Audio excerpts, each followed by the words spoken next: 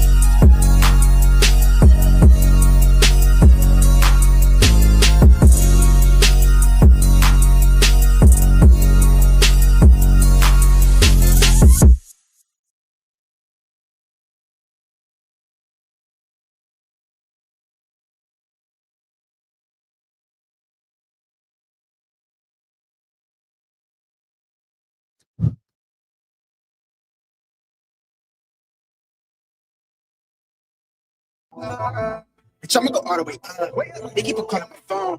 They catching on the bus. I got the out of the mud, but I'ma go all the way up. Girl from the shore, taking me out of the world. Bitch, I'ma go all the way up. Nice guy with a cold shoulder. You be cool, but I don't know you. Wrote a flower when I'm off the potion. Give me superpowers that I won't stop. To the bank roll on Supermassive. You guys see me okay? For the space chatter. Way up in the squad NASA. With the dark What's going on, y'all? Welcome to Lapeef Sunday. Let me go and introduce the crew. We got Jay, please take it, myself. Well. What's going on? How y'all doing, family? How y'all doing? Doing good, man. How you doing? No complaints, man. Happy Sunday to everybody. Happy Sunday, y'all. Happy Sunday. Happy Sunday. Temperature drop where y'all at? Oh, yeah. Cool where y'all at? Yeah, out of nowhere, man. It was like 85 here yesterday, man. Then it just dropped. It's 55 now. It's a little cooler today. I'm like, I ain't even got the AC on. It's like 71 degrees in the crib, man. You gotta turn the heat on, man. It's nothing like that smell when you first cut it on, right? Yeah, I ain't ready for that heat yet, man. You know, man. Make sure y'all change y'all filters while y'all let it. Filters and smoke detector batteries. I feel like that was an indirect blow at me. Smoke detector. Oh. Nah. No. Oh, okay. He was clowning me because of my battery. Oh, that's right. You did. I still haven't changed my battery. Yeah. I gotta get on it. Yeah, you got to bring it up to code, man. You got to bring that up. So I had to get the fire marshal over there. Okay. Anyhow, man, good to see you guys again. Happy Sunday. Today is Sunday, November 10th.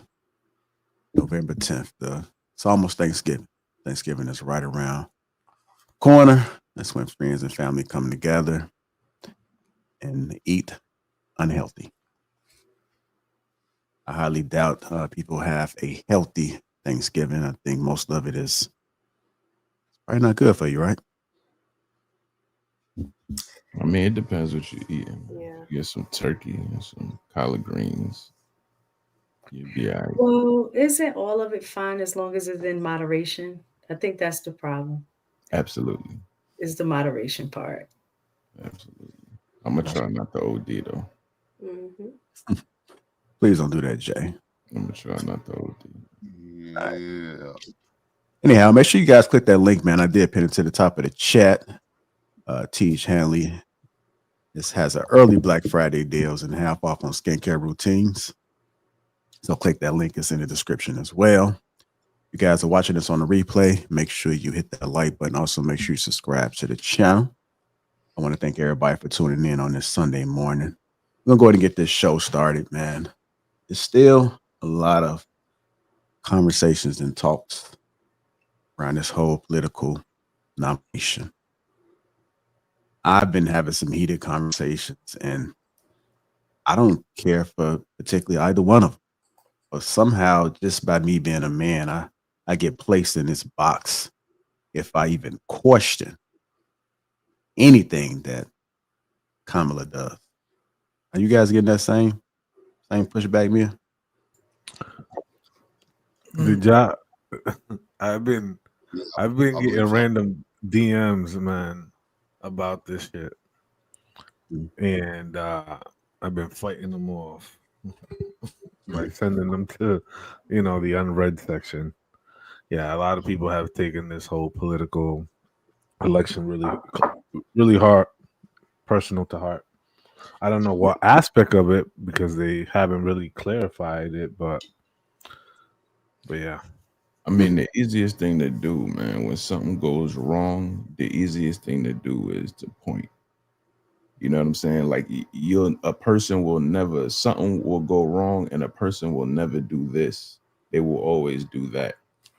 They will always, that's the reason. A person would never point at themselves first and say, what could have we done better? Even with relationships, that's a heavy situation. You always, oh, my ex did this, my ex did that. Like, I don't even like to have those conversations. What did you do?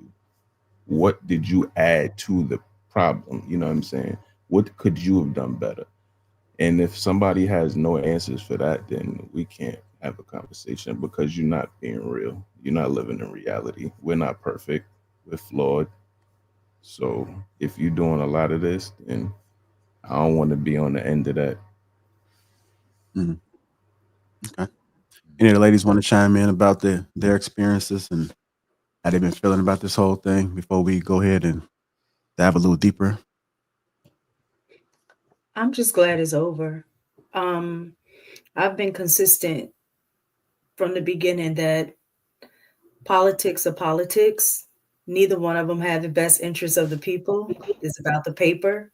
Um, and looking at it from that perspective, I think most people are going to vote their pockets as opposed to what's in the betterment of the people, right? Everybody's going to choose who they want based on how if it's going to benefit them. And I think not having a collective mindset is really more so the issue, because having a collective mindset, we're not depending on policy, so to speak, to govern things. It's kind of like we're looking out for each other. Like prior to, like when you look during civil rights, all of that, the politicians didn't really have us at heart, but because we worked as a collective because we both had a focus on what's in the best interest of the community and the people as a whole, we came together and forced policy. And I think that's what is lacking now is that everybody thinks that who they're voting for is going to have our best interests at heart. And it doesn't. Looking at both of their policies, like I went through both of them, there's one that leaned more towards helping middle class a little more, and the other one that is going to, harm the middle class, which is where most of us fall. But truth be told, I didn't vote for either one of them. I voted based on what was most in alignment with what I agreed with on a personal thing, and that will always trump that will always trump the game that everybody's playing, because they all in bed behind closed doors anyway. It's not even policy, it's the big businesses that are running the decisions anyway. The money. Do y'all see how much money was poured into these campaigns? That is exactly what's running the country. So that's just my opinion. I'm just glad that it's over with. I'm tired of it. So, my fault. You could go, Angie.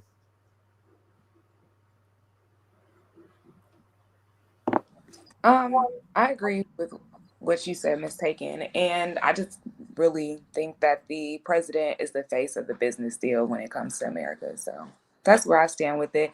I voted like I did. I voted for who I felt like aligned with my values and principles, more values and initiatives, but definitely it's way deeper than that. So I think I really focused on voting for the locals. That was where I focused on.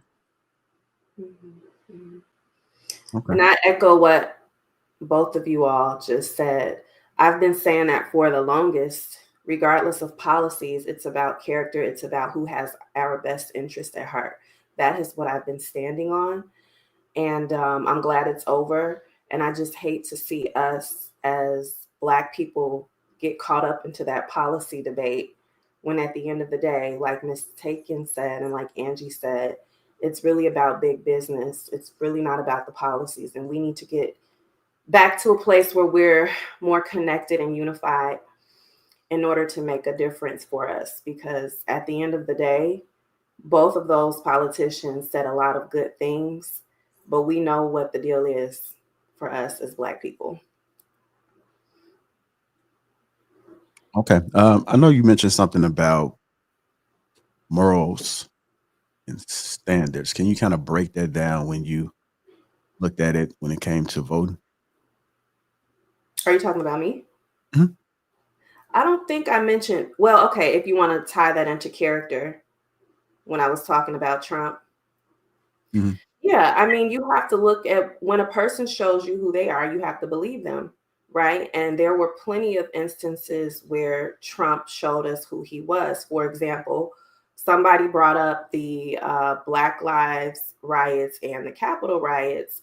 Well, Trump has had a history of spurring up hate, and he doesn't do anything about it. Wherever there's division, he continues to fuel it.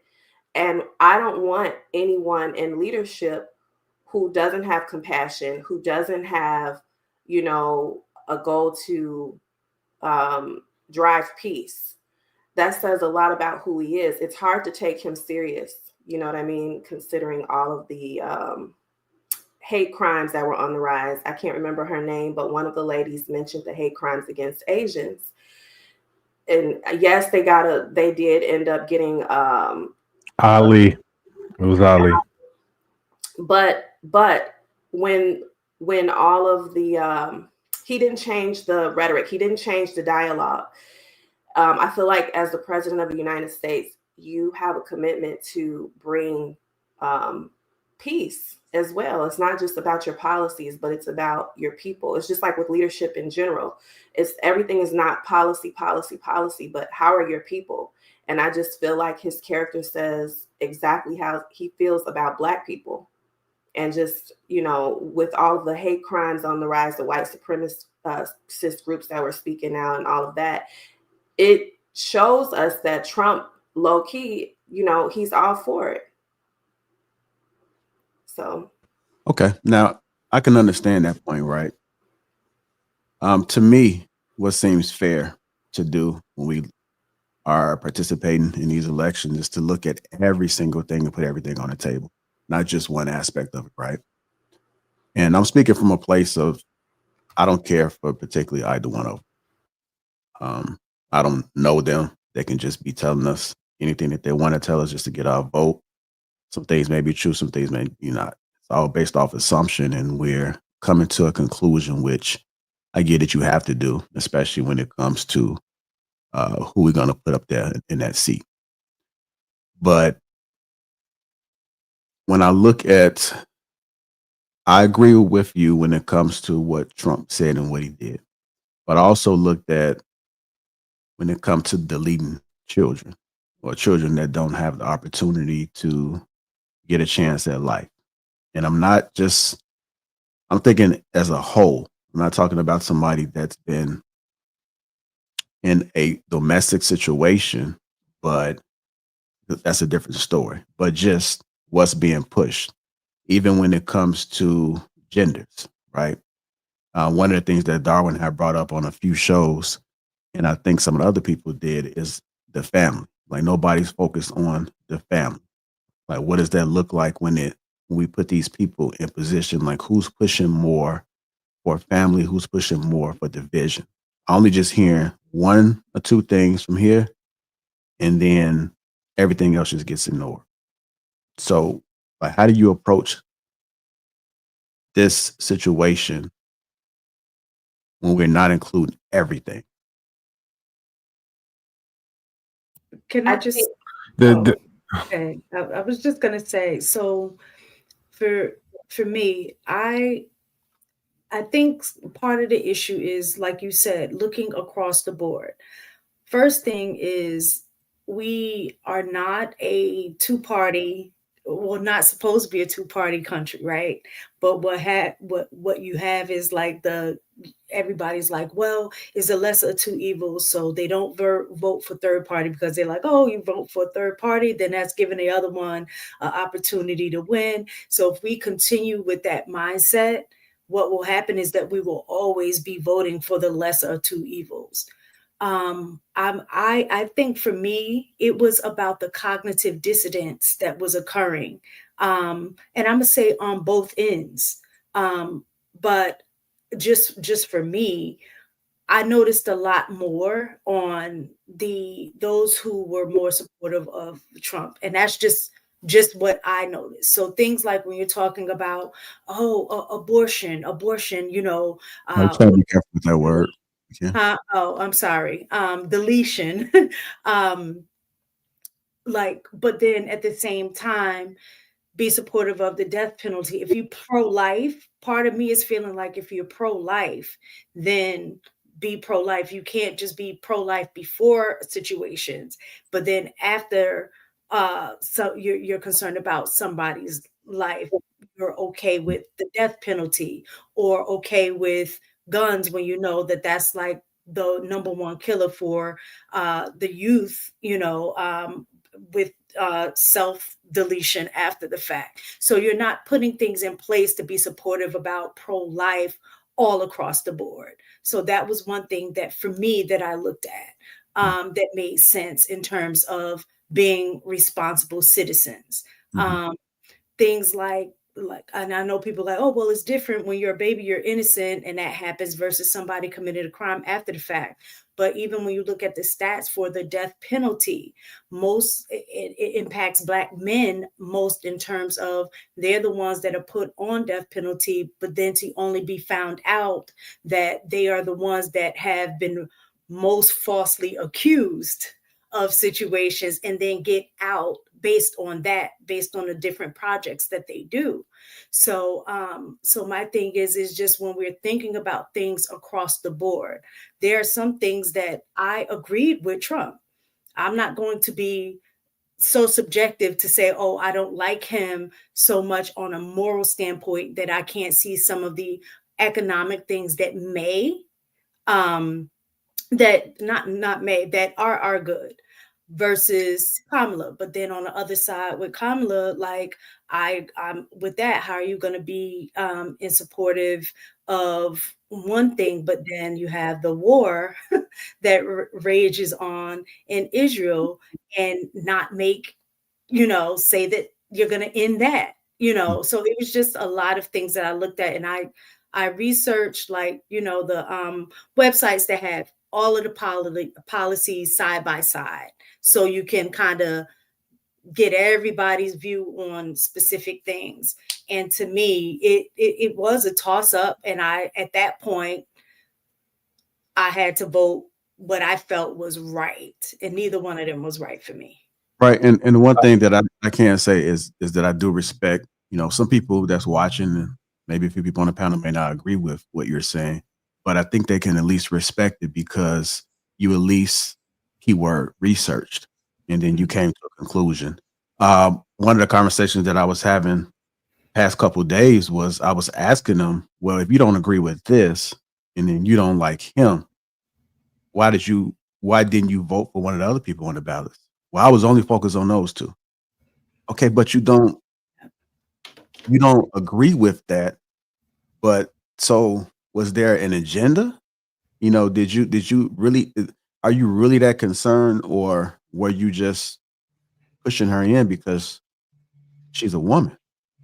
Or was there any other reasons as to why? Because if you don't if you're bringing up the Bible and you're bringing up some of the Christian beliefs when it comes to Trump, then why isn't it being applied when you talk about Kamala?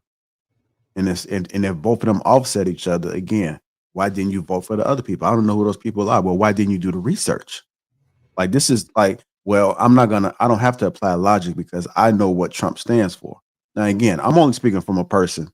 I don't care for either one of them, right?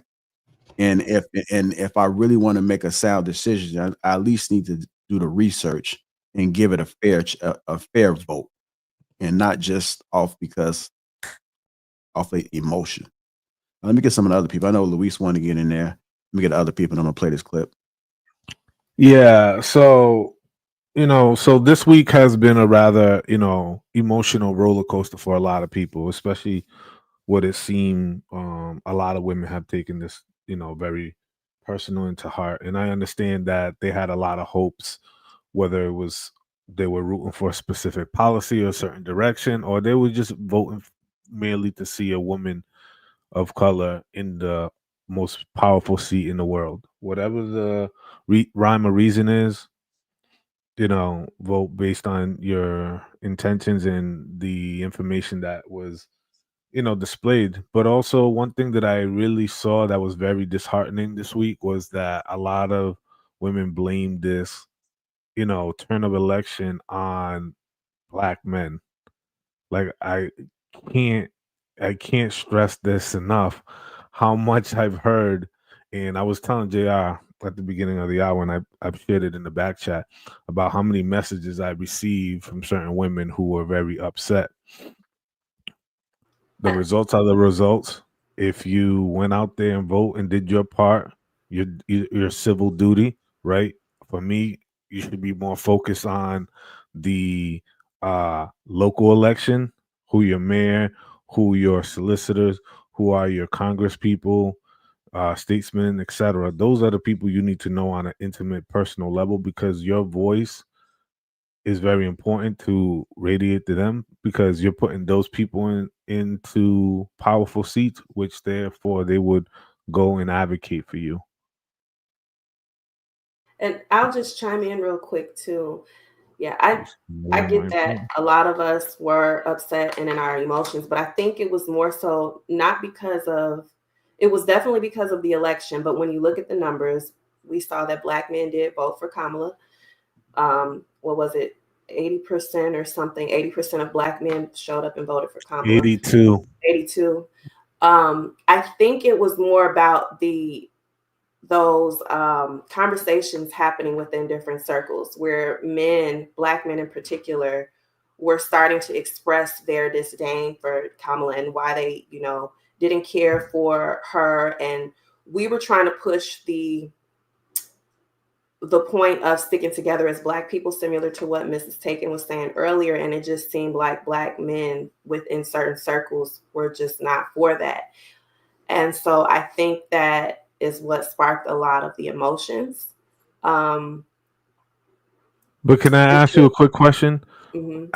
At 82%, when have Right. you ever had black men collectively at 82% all agree or band behind something collectively? Yeah, no, and that's what I mean. It's 82% of men don't even watch sports. 82% of men don't even work out. 82% of the men don't even follow politics. So the mere fact that that high number is more of an achievement and a milestone for this present moment in time, that you're able to get 82% of all black men that went out there. Yeah. right? That's a much more telling sign than the other 18% who have different views. Yeah. I mean, the numbers don't lie, but you know how popular opinion goes in situations when you're in groups. You know, one person starts saying something, and everyone jumps on the bandwagon. And so I think that women were hearing more more of the dialogue that was geared towards not voting for Kamala in those different circles, which I think sparked a lot of the emotional outpouring. So I don't know, but the numbers don't lie. So I don't think we're blaming Black men. I just think that when certain Black men started to let us know how they really feel, it definitely affected us. Well, I mean, even in some of these tapings, or you guys had made it very clear why you were not voting for Kamala. well, I mean, regardless of if I could just land this one point, regardless of what direction some of the other men who didn't vote as part of that 82% train, I'm sure that there were certain things that they were looking for, or certain things that have not happened in the previous administration or current administration that have shown, strides moving forward. And I'm going to speak to the people who, unfortunately, that we all on this panel and maybe other conversations have not brought up. We didn't address the group that has fallen back behind in the last 20 years, and that's young men. Young men in this country have been falling behind the last 20 years. You want to know what swung this election? It's the 18 to 29% of men. The 18 to 29, the 18-year-old to 29-year-old young men are the ones who pushed this election in the direction that it is, right? And also, uh, adults 45 to 64 as well. When you look at that, you're talking about young people, and you're also talking about their parents as well. You know, young men are 4 times more likely to off themselves, 3 times more likely to be addicted, 12 more times to likely be incarcerated. Only 1 in 30 are in relationships under 30. 1 of 3 live at home. 1 in 5, you know, 1 in 5 who are 30-year-olds live at home. You know what I'm saying? They're not engaging in work, they're not engaging in relationships, and they're not engaging in school. We have forgotten a very pivotal group of people. All of us are in great positions. We have houses, we have careers, we have money, et cetera, et cetera. We're speaking from a very privileged situation, but unfortunately, we have to understand that there are a group of young people who are coming out into this world, and they're trying to navigate it. Is this best for me? Is that best for me? Why should I vote in this direction? Where does that include me in your vision? She did not do that. She did not highlight where she includes. If you go to their website and you look at who are the people that they serve, I promise you that young men, and particularly young Black men, are not part of that game plan. And sort of when you have forgotten an important pivotal base of individuals who are a voting bloc, who do need direction and guardrails, right? And we have simply forgotten about them, right? And their parents see what is happening to them growing up in this culture today, in the direction in which they're going. They see the hurt that they're going through, and they want to change the tide. They might not want to vote red, but they understand that it spoke more to a more masculine frame in which these young men need to have. And unfortunately, the Democrats fumble the ball. That's just the reality of the matter. It's not about who voted, who didn't vote. It's about who did they not address, who did they not take the time to speak in. Instead of bringing a bunch of itches on stage to shake their ass, won't you sit down and talk to mothers who have young boys who they have concerns about their future and what's in it for them? So I'll year out there. All right, go ahead, Hink. So it was just another reason to put the blame at Black man's feet, is what it was. A lot of people want to blame us, and yet most of the issues she was moving on, like abortion, doesn't directly affect Black men. Not directly. Now, indirectly it does, but directly it don't. And she's not for black men, period, because of what she did when she was the Prosecutor. prosecutor in California. What makes you think we should even vote for this heifer? We shouldn't, but yet over 80% did. That just shows we are loyal to certain individuals to a fault. No, she never should have been as the Democratic representative. She never should have been. She didn't get voted in when she had a chance to run against Biden the first time. She wasn't good enough, and she's not good enough now to be a president. She hasn't shown any type of leadership ability when she had the opportunity. Her thing was the border. She did nothing for us. Homosexualism, only y'all women will accept that bullshit and that lifestyle because y'all hang with them motherfuckers. Y'all encourage them motherfuckers. Y'all befriend them motherfuckers. Men ain't befriending these gay men. Men ain't uplifting it and pushing this agenda. We're not pushing that shit, but women will, especially women of a color like us. They will push that bullshit. She's for it. She's okay if she could get the motherfuckers in jail to get a sex change. She's all right with that. She's all right with that if your kids do it. She's okay with that too. Nothing about this under my agenda. I would not vote for that. I'm against it. So if Trump's against it, I'm against it. I do want to ask the women, because that is a question that I don't think that we are able to hear. And again, the goal of this conversation is to actually get some thoughts out and seeing if we can get somewhere with it, right? But as women, how do you guys feel about this whole gender thing? And just be honest. Like, does it bother you? Like, do you guys think that it's like disrupting families? What are your thoughts? In regards to gender, I think that it's been a I don't want to say a distraction, but I definitely think it's more of a mental, psychological. For me, I don't fully understand it, so I don't want to speak too much on it. I don't necessarily agree with it. Like you said, Lapeef, I feel like it interrupts with family structure a whole lot. I feel like it is being forced upon people that, and anytime you say anything to where you disagree with it, you're made out to seem like you're attacking, or you know, like you hate these people or you want to harm these people. But it's not that. We can get along. It's just that if you believe something, I have the right to not agree with you. And so I'm just gonna leave it at that.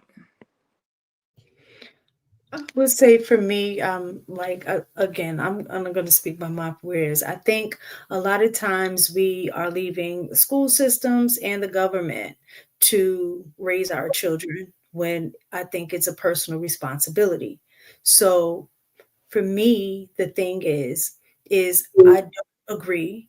I'm gonna be clear with that. I don't agree with the push for everybody to accept and be on the same page and say, this is okay, this is okay. I think each person has their individual right to determine what's going to be the best interest for their families and what they believe in. And that needs to be a private family matter. I don't like the push to make it a public thing and make it be like, well, everybody needs to be okay with this. I don't agree with that. However, I do think the onus on what occurs is really on how you run your household. So my son is young. He's in his young 20s. So he grew up in the era where all of this push for these things were normalized, and it was okay as a society, and we need to be accepting of everybody, this and that and the other, which is fine. I do believe you should accept everybody and treat everyone with respect, regardless of what their belief systems are across sex, gender, religion, political beliefs, or whatever. Everybody should have a general respect, period. But in my household, the influence that occurred outside that's pushing that agenda didn't affect my household.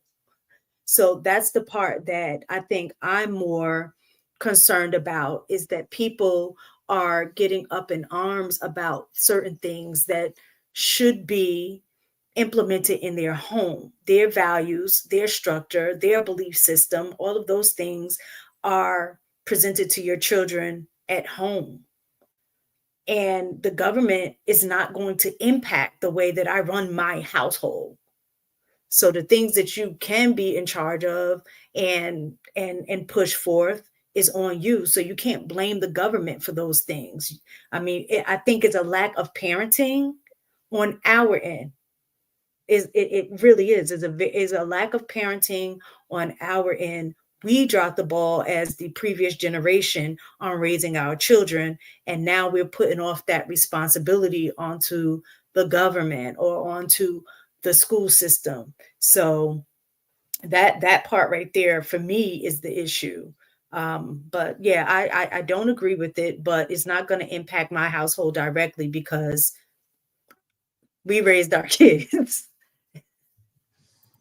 Go ahead, Well, Brittany. it does. Hold on. Let me It let does. you get to that. Go ahead, Brittany. I don't agree with it. It definitely feels like an agenda, considering how it's in everything now. Kids shows, how in certain schools they're learning about it. When have we ever pushed the stance with heterosexual individuals? You know what I mean? It just feels like an agenda, and I don't agree with it. I don't like it, but I do agree with what Miss Taken said, that, you know, it doesn't really affect me because we teach our children what we want them to know. You know, we teach them about what's happening right now because they're being bombarded with it, regardless of what they see with us. They're being bombarded with a message. And so it's important for us to teach them, you know, what it is we want them to know. And hopefully, you know, as they mature and grow, they'll make a decision that doesn't necessarily align with the popular opinion, but what resonates with what, you know, we've instilled in them. I just want you guys to understand too that you will never have full control over your child.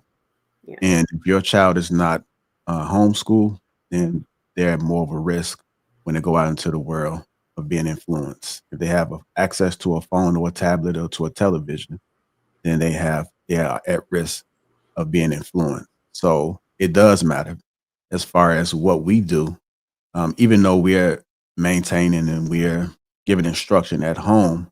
If we have the opportunity and chance to be able to make a difference outside of it, then why not take advantage of it, right? So I think Hank was going to allude to that it is an influence, but I don't want to speak for you, Hank. So what were your thoughts about what Ms. Taken said in particular that you was going to respond to? So what Mistake said, it doesn't influence how she moves, and that's not true. The government's always influenced you. You can't even correct your kids the way we used to correct back in the days. If you was to spank your kid now, if your child was to call 911, there will be a problem. If your kid sit there and said, I want to change my sex, and go to school and let your teachers know, as you know, it will be a problem. They will consider that some sort of abuse in some sort of way. You can't, there's a lot of things we can't do that we used to do. If your kids will decide to go and pray in school, that will be looked upon, that will be a problem, there'll be an issue. If your kids wear your hair a certain way, maybe even for your religious reasons, that's a problem. The government said that's an issue. So we can't sit there and say, no, they don't have no influence. They do. Now, we may not want to think they do because we feel like, oh, no, they ain't going to tell. They do. It's just a way they do it. It's a subtle way they do it.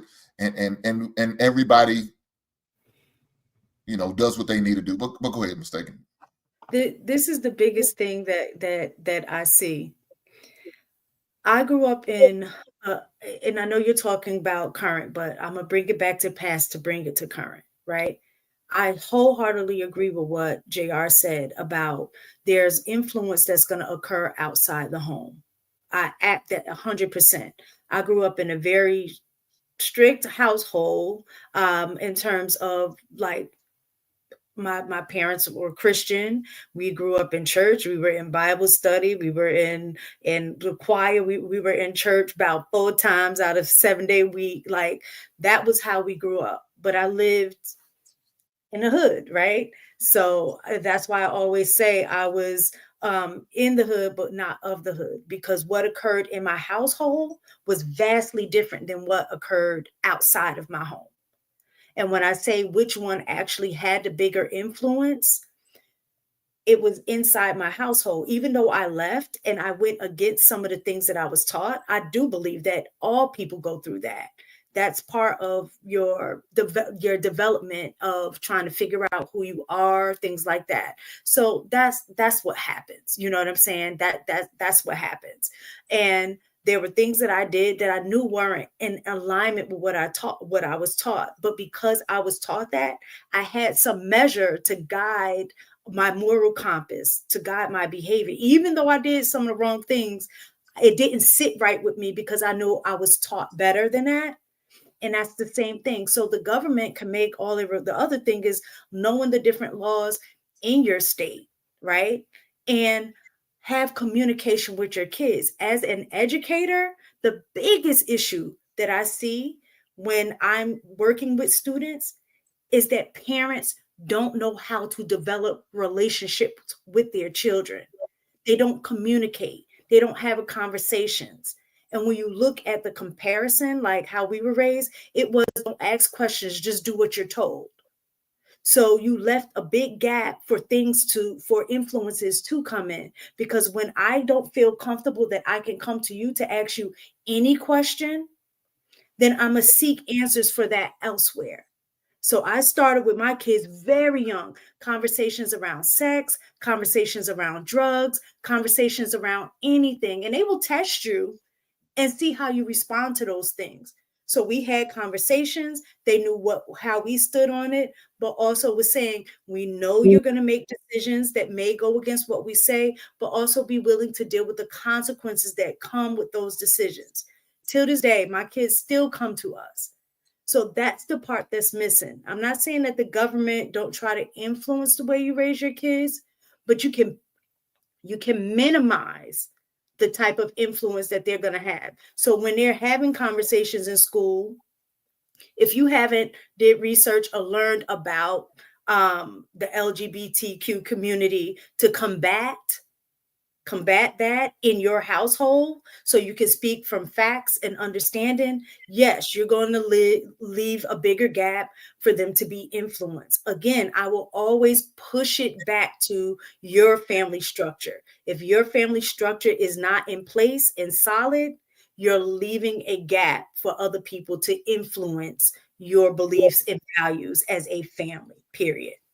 Okay. Hold on before anybody else speak. I know Jay wanted to say something. He hasn't said anything in a while. I do want to run this clip, but as we push forward with this conversation, who's really responsible for the destruction of the Black family? So let's make sure we keep the family as a priority with our responses. And to stop the chemical, physical, and emotional mutilation of our youth. On day one, I will revoke Joe Biden's cruel policies on so-called gender-affirming care. Ridiculous. A process that includes giving kids puberty blockers, mutating their physical appearance, and ultimately performing surgery on minor children. Can you believe this? I will sign a new executive order instructing every federal agency to cease all programs that promote the concept of sex and gender transition at any age. I will then ask Congress to permanently stop federal taxpayer dollars from being used to promote or pay for these procedures and pass a law prohibiting child sexual mutilation in all 50 states. It'll go very quickly. I will declare that any hospital or healthcare provider that participates in the chemical or physical mutilation of minor youth will no longer meet federal health and safety standards for Medicaid and Medicare and will be terminated from the program immediately. Furthermore, I will support the creation of a private right of action for victims to sue doctors who have unforgivably performed these procedures on minor children. The Department of Justice will investigate Big Pharma and the big hospital networks to determine whether they have deliberately covered up horrific long-term side effects of sex transitions in order to get rich at the expense of vulnerable patients, in this case, very vulnerable.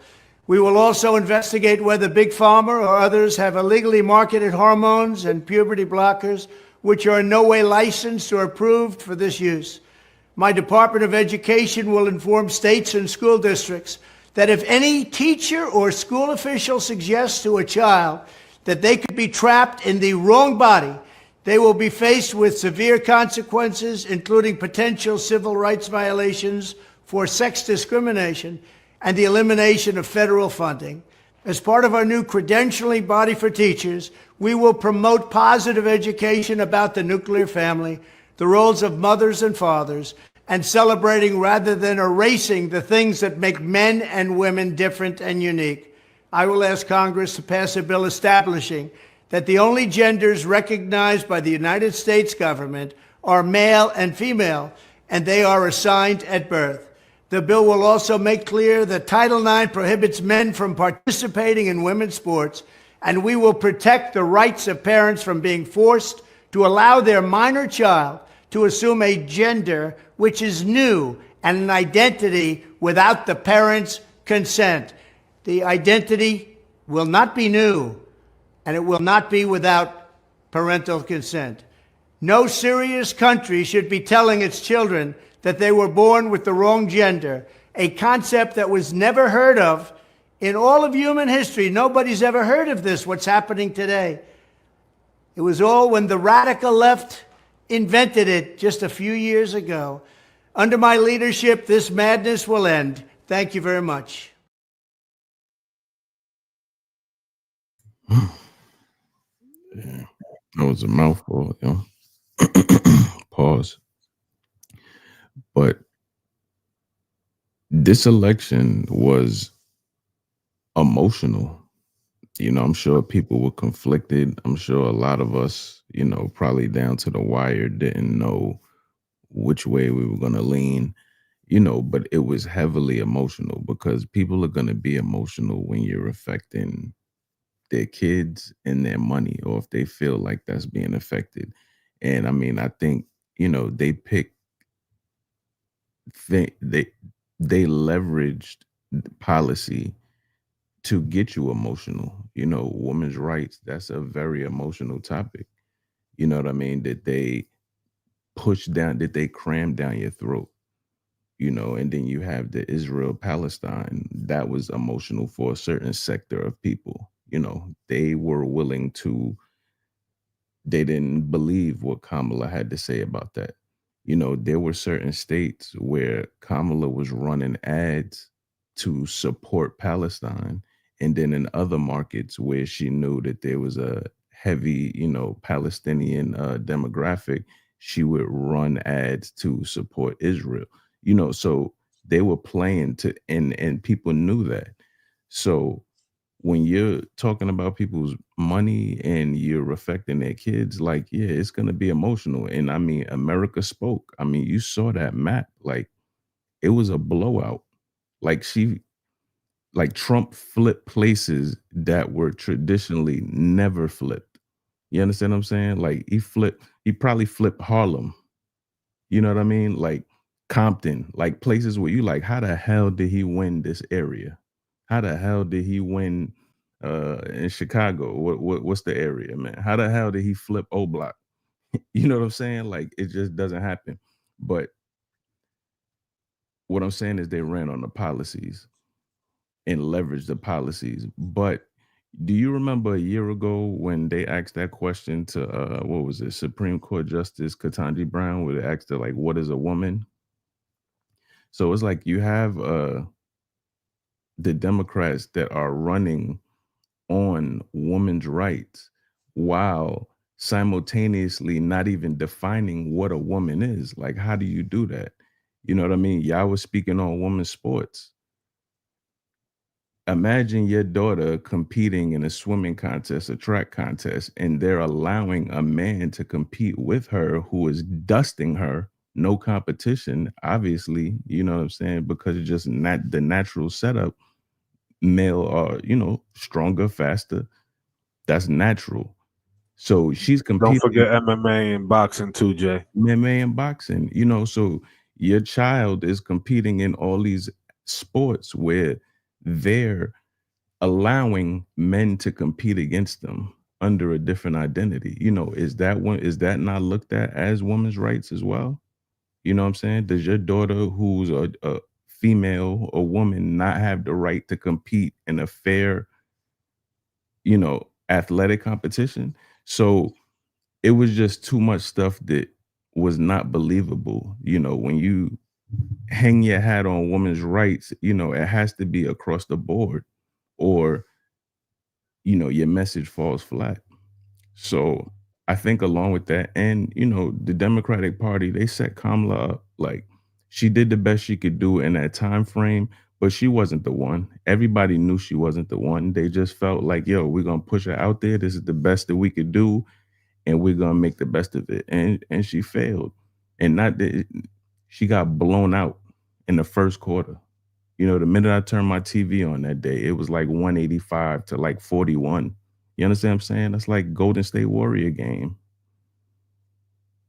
So that's America saying, we don't believe you. So they're gonna have to get back, find a person that we believe, somebody that understands what the average person is going through. Right now, we don't feel good, and people's money is, you know, people's holding on to dollars for dear life. You know, this is not a big time where people are doing a lot of investments. No, you holding on to what you have and you hoping that it changes because you don't know what tomorrow's going to bring. So this election was 100% emotional. The Israel and Palestine, people's families are being depleted over there. So that means something to them. So if you sitting up here talking about women's rights, meanwhile, where I was raised has been eradicated, and you're continuing to fund. And then, you know, the migrant crisis.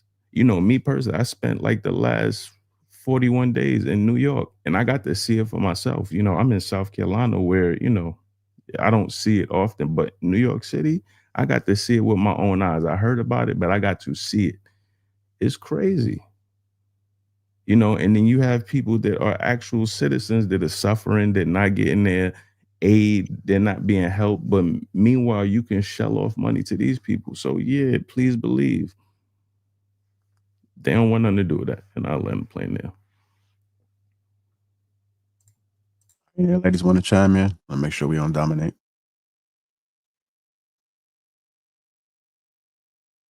I mean, at the end of the day, I don't want to sound like I am anti-policy, because obviously the country is built on the policies we put in place.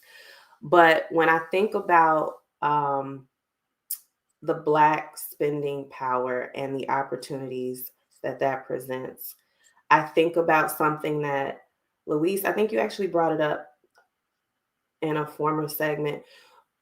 Black people, I don't want to go too far left, but this is just really standing out. I don't get moved by a lot of the policy conversations, because at the end of the day, we have an opportunity with a $1.7 trillion spending power to pull together if we can align on different initiatives at a community-based level.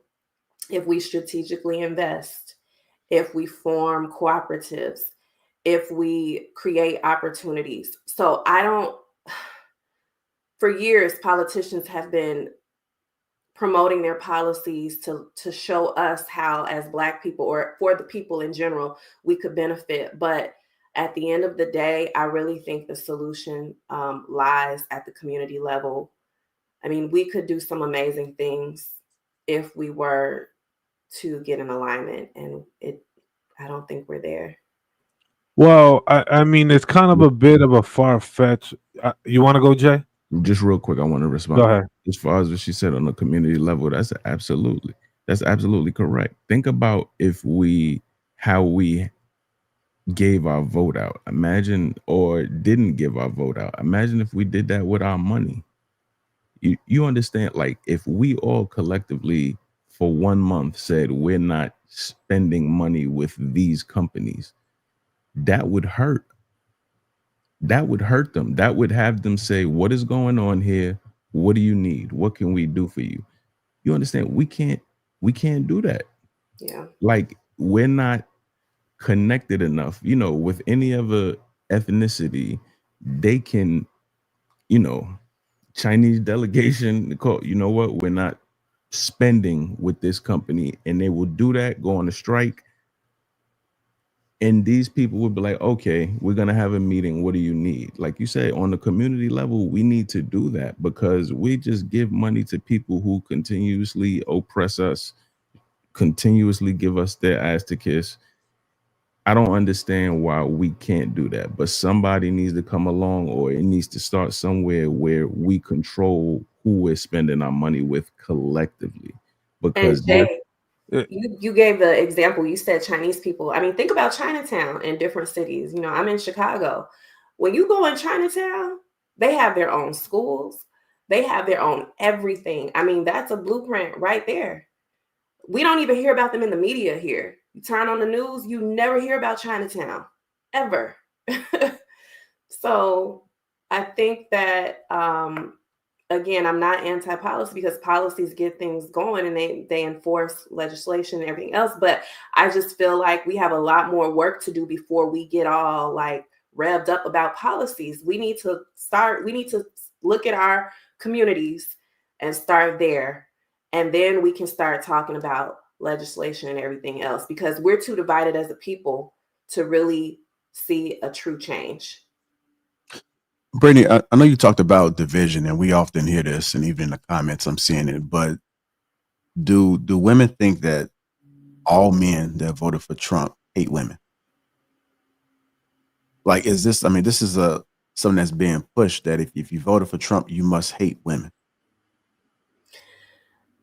I'm standing on what I said earlier, because the numbers don't lie. The numbers show that, was particularly with Black men, they showed up to the polls. I think it goes back to the dialogue that a lot of us were hearing. And every circle that I'm in, when we got into these political debates, all you heard was the men were just bashing women. I'm not voting for Kamala. Look at what she did to Black men. You know what I mean? So I don't know if it is necessarily women are focused on the numbers or not. I think they're focused on those backroom conversations that were happening. And there were a lot of those conversations happening. Men just, were expressing disdain for Black women. And I think that's where the emotions were coming from, because obviously I think all of the people can see that Black men did show up and vote. They voted for Kamala. But I think it was those conversations happening. In those conversations, can you tell me exactly what was being said in those conversations? I mean, let's use this panel, for example. I'm talking about the conversations that you were having. It reflected exactly what was happening on this panel, where you all were expressing how Kamala doesn't care about Black men, so we don't care about putting her in office. And then, you guys were standing on Trump's policies to bring more jobs back to America. You guys were really policy focused in those conversations. But hold on real quick, Brittany. I want to start there, because this is how we got to open this up a little bit, right? So you said that they didn't want to vote for Kamala because she didn't like she didn't do anything for Black men, so we're not going to vote for her. Why do you think they said that? Well, going back to the when she was, what was it? When she was putting young Black men in jail, when she, I guess people would look at that as her contributing to mass incarceration, which is a form of systemic, racism. So at the end of the day, that affects, Black people as a whole. So I think it boiled down to economic issues, because when you look at mass incarceration, that affects the Black dollar, that affects the Black family. So I think they were looking at it from a standpoint that Kamala isn't, for the Black people because of how she treated young Black men. Okay, now, do you think that that's fair to say? I think that she didn't create the laws. She did not create the laws. She had a right to enforce what was already established. So you can't put all of that on her. And I think somebody said it earlier, people always want to point the finger. I think Black men jumped on that bandwagon with that, rhetoric to point the finger at her. But it's like, what is the real issue? Because when you think about it, at the end of the day, she didn't create the laws, but she did have a right to uphold the laws. You know what I mean? It's so I understand how Black men would feel a certain type of way about that. And Kamala even did come out and express some regret on some of the things that happened when she was in that position.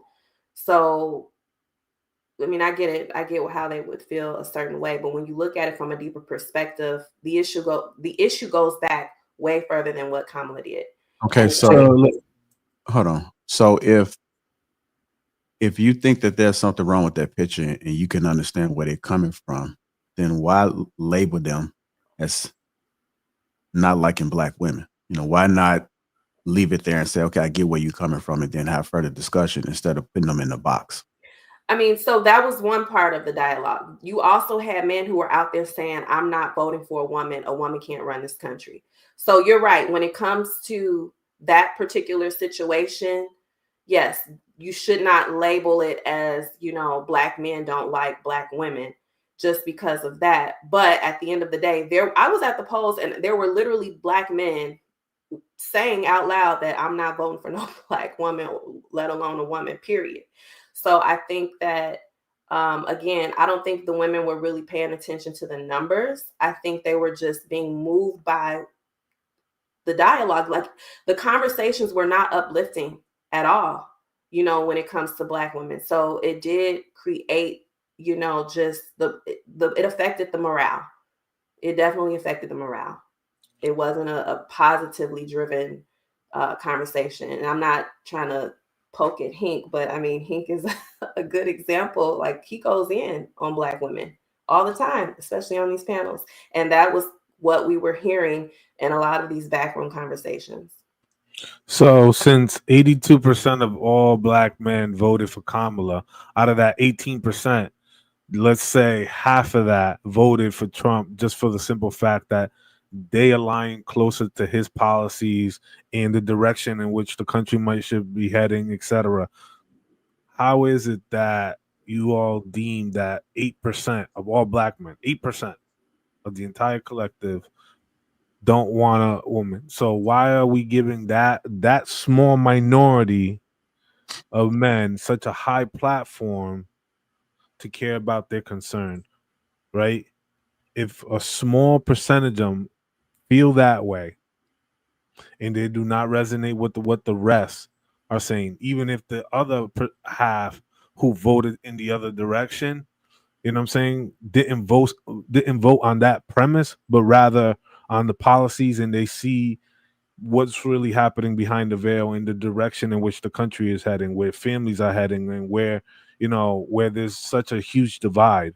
They're voting for people to be able to put food on their table and have some sort of future, not only for themselves but also for their kids. So again, why are so many women hung up on a small percentage of men?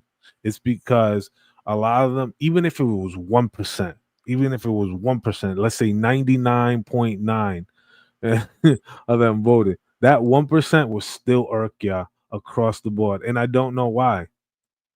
I don't know why that 1% of a few people who feel that way, think that way, whatever their rhetoric is, you were still focused. But yet I did not hear, not even on this panel, ever any credit or credence given to all those other Black men who rallied behind these women and voted for Kamala. You know what I'm saying? I tend to hear more negative connotation behind the men who But didn't that's vote human for her. nature in general. People will focus on the problem. That goes back to something we talked about before. Like, let's stop talking about the issue and start talking about solutions. Human nature is to focus on the problem. So, I mean, I hear you, but I don't think that's just a Black woman thing. I think that's a human thing for people to complain and point the finger and focus on the problem instead of solutions. But again, that's another example of, stereotyping Black women, which I think supports exactly what I'm saying and why Black women felt the way they felt, because we just did not feel supported by our Black men in a lot of these conversations that were happening. Okay, but do you also feel that Black men were also being heard and also given the opportunity to be heard and be like, okay, it seems based on our polling that a lot of you young Black men or Black men in general were not able to reach with you. We're not able to connect with you. What is it that we're missing? Where are we not making the mark? Where can we do better? Where are the strides at? What things do you have concerns about? Is it the economy? Is it about family? What is it? And have that dialogue, right? They don't want to have that dialogue because that's a very uncomfortable conversation to have, and especially on live time prime TV. They don't want to do that because unfortunately, what will happen is you will get men like Hink, you might get men like Viz, you might get men like myself, you might get other men who are very intelligent, very intellectual, etc., and they'll get to the root problem. They're like, we haven't addressed these issues. I felt that there was opportunities for them to create programs, or we have to address the inadequacies um in certain policies, right? We're happy that our young women and women are doing well, they're making money, etc. Gun-ho, but what about our young boys? I've always said on this panel, I would like to see confident, competent, and well-to-do young Black men so they can also find their equal counterpart. And that's why I've said that they've been falling behind further and further these past 20 years, and no one has addressed that or brought that up. So you can't be surprised that the people who have not been given a voice or a platform, who are ignored, go the opposite direction when they've been knocking at your door for the longest time and you won't even let them in. Louise, I agree that there needs to be more dialogue. I disagree with what you said about Black women don't want to participate in that. We are definitely open to communication. I We are didn't more I likely didn't to, focus it just Black women. I'm talking or about the women in party general. base. Okay, the party, the Democratic Party. Okay. I think that there was some dialogue missing for sure. I agree with you on that. All right, let me check in with Brown Sugar. What's going on? How you doing, man? I'm not sure if you was able to hear any of dialogue that was happening, were you? I jumped in on the middle. I'm not sure what we're talking about though. But Okay. hey, good morning, everyone. All right, I'm gonna go ahead and I'm gonna run this clip. But we're basing everything about the family. Of course, we're talking about the election nomination, and we're tying it back into the destruction of the Black family. Trump did speak on how he was getting rid of all of that gender, everything that's going on with gender. It's only man or woman, man and female. So we had a little bit of that dialogue. So I'm gonna play this clip, and then we'll give Viz and Brown Sugar active.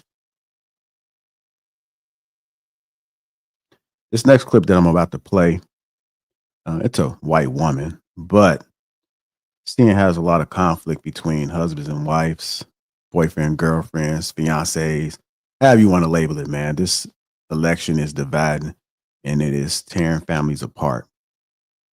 Admitted that he was going to vote for Donald Trump. And I'm just, that was it.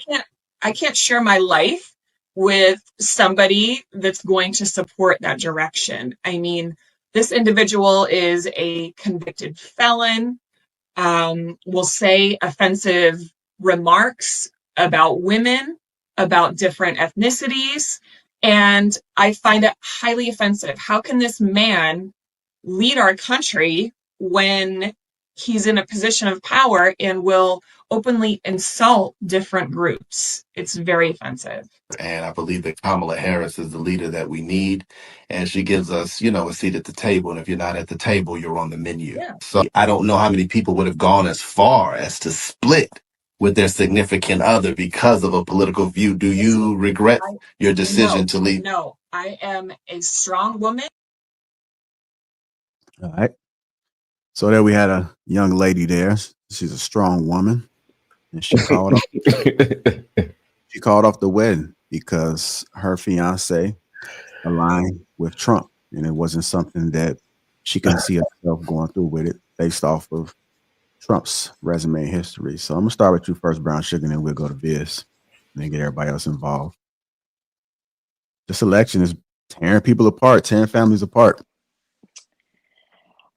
I mean, if that's her decision, that's her decision. I mean, I can't really fault her for that. If you feel like you and your partner aren't aligning, based on, I mean, what she said. I mean, how he speaks down on women and how he speaks down on different cultures. If that's just her viewpoint, then I mean, hey, this is something. I mean, it's better to call off. Wait, did she get married yet, or were they okay? Yeah. They So I called off mean, the wedding. hey, at least they didn't waste money and go through all of that. So if that's the decision that she wanted to make, that's her business. Okay, well, when it comes to you, let's just say you were in that position with Mhm. her. Do you think that that is important? Are you calling off? You guys are planning on the wedding is supposed to take place Valentine's Day of next year. You already sent out invitations, and then this election happens. Um, yeah, I probably would. You will call Just it off. based on, yeah. So, like, not even having a conversation about it to see I if mean, I that's would have the conversation just to see like where he stands. Like what's the reason behind his decision. But I mean, ultimately, I mean, the conversation could go either way, but I would definitely, it would raise some concerns just based on what she said. okay. I do want to ask you this. So, let's say you had a conversation with your husband, right? Hmm. And your husband gave some solid support for his decision. Are you willing to say, okay, I get your point, let's go vote Trump? Or What's are you, solid? What's a solid point? I mean, I don't know whatever it may be. I'm just the part that I'm trying to get to, what I'm trying to understand is if you're just willing to at least have a conversation, understand, and approaching the conversation to get to a point. Because some people can have a conversation and it don't matter if they're having that conversation, it don't matter what that person say. I said what I said, it is what it is. But are you truly coming to the conversation with understanding one another? And if you guys come to a conclusion together that this is the way that we want to go, then are you willing to go that direction? Or are you just, I'll I listen to you? mean, I will listen, but if we have two different viewpoints, then ultimately, regardless of if invitations have been sent out, if we just have two different ways of thinking, it doesn't make anyone more right or more wrong. But if we, what's the point of coming together as a union if we just think two different ways? There's nothing wrong with that. And I would rather call something off before we get knee deep in a relationship or a marriage. Um, I would rather do that than move forward knowing that I'm uncomfortable with this person and they view how they view life. I don't think it's necessarily right or wrong. I think that is interesting that they got to the point of an engagement before this was even an issue. So if this was never a problem as far as this women's rights removal that the Democrats and the media has pushed, and then this magical issue comes up that's not real. This magical issue comes up, and now you're ready to walk away from an engagement. At this point, you are knee deep in it. You have a ring, you're planning the wedding, you're knee deep in it. So for this to be the only thing to come up for you to be able to walk away from it, that's I mean, that's we some say it that's like some it's so wild light. ass I shit. mean, we talking about women's rights, and maybe they didn't discuss these things before they got married. Who knows? I'm not here to pick apart So what their relationship was, but I mean, a lot of people don't have those necessary conversations. They really don't. Like, honestly, they don't. So maybe this is what brought that conversation or these topics out. I don't know what their Well, relationship looked like. well, hold on, Luis. And I get it. I get it. The part that's confusing for me, because what the Democrats and what Harris primarily ran off of, and where a lot of women don't agree, where they do align with it all, is that the woman's rights of them being able to choose to delete a baby or not. Right? That's solely what they ran off of, was that, and that Trump is bad. We have seen, and this is statistical fact, we have seen over the past 3-4 years deletions increase. So you can still go and get a deletion. So to say that you can, that rights are being removed from women, that's a flat out lie, because we see it. It is a fact. So But I this is think something that he's trying to put in place, though. We're not talking about three, is four not years something that ago. he's trying to put in place. We Is talking not about something something that he's trying moving to put in forward. place. It's Not, something not that at the federal level. Hold on, one mic, y'all. One mic so they can hear us. So make sure we're not talking over each other. Yeah, so it's not something that he's trying to put in place. He said numerous times that he's leaving it at the state level, and which aligns with the Constitution, which gives the power back to the people. So if you want to be able to delete a baby whenever it is that you want to, then go and vote for your senators, your Congress people that's in that state that support it. That's literally what the Constitution is built off of. The same way that they ran off of, this is a democracy. This is a democracy. That is the democracy. So it's mind blowing that they finessed so many people into thinking one thing when they're going against the very thing that they're trying to say Trump is doing. It's mind blowing. The other part, if we are so concerned about women's rights, then why are we supporting a group of people that can't tell you what a woman is? These same people put a supreme justice on the board that could not answer what a woman is, and she's a woman, a Black woman at that. How can women support people that are okay with women competing in men's sports? How is that not going against women's rights? How can women support people that are okay with men going into women's bathrooms?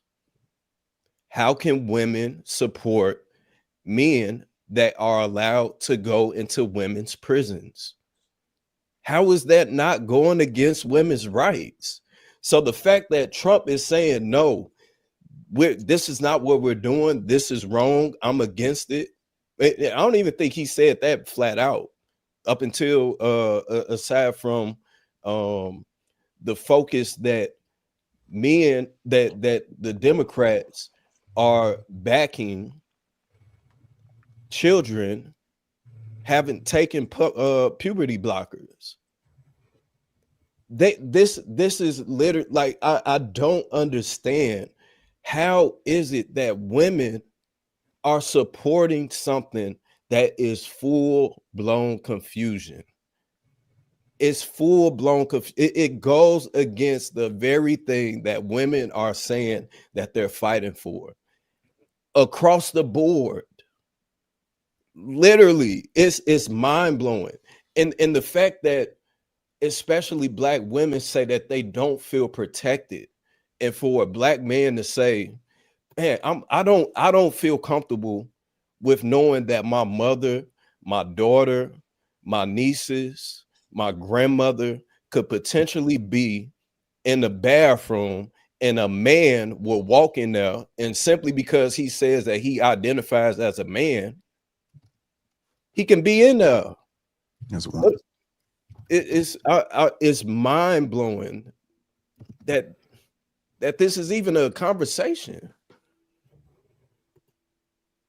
And I'm not gonna argue with nothing that you just said, Viz. I'm not really too deep. I'm not gonna even get philosophical with politics But because no, I'm you not really gotta that get much deep. informed. I know I do. I'm just saying, as far as going back to the original topic, I still stand on what I stand. If two people just don't align with their views, I agree with that just part. cut that. I agree But with as that far as part. everything that you just said, I'm not well informed, so But that's the I problem, have no though. debate. It definitely is. I have no debate with anything that you said. But as far as the topic goes, if you just don't align with someone and if you just don't have those conversations prior to, then yeah, cut the cord. And that's the problem. The Democrats' entire campaign was all misinformation and misguiding people across the board. They literally just had everyone in their feelings. That's it. Nobody actually went to do any research, any critical thinking, no type of processing of nothing. It was just Trump is bad. He's a racist. He's Hitler. He's fascist. He's all of these things. But nobody actually looked up the facts and said, you know what? These people are making flat out lies. Brown sugar. Mhm. Like I know that Viz brought that up, and you said you wasn't aware, but how do you feel about men identifying as women and going into women's Oh, bath? I just commented on that. I agree with what Trump said about that. Let's just stick to genders. I'm for that. Okay. I just want to interject one thing, and I put it in the back chat. This is what's been going on this entire election cycle on both sides, but specifically speaking to this issue that Viz was pointing about and talking about. That's been the talking point, where you have a loud minority that's speaking for the majority. And the majority of, I'm going to stick to Black people in general, do not agree with it. We're in alignment with exactly what Trump said.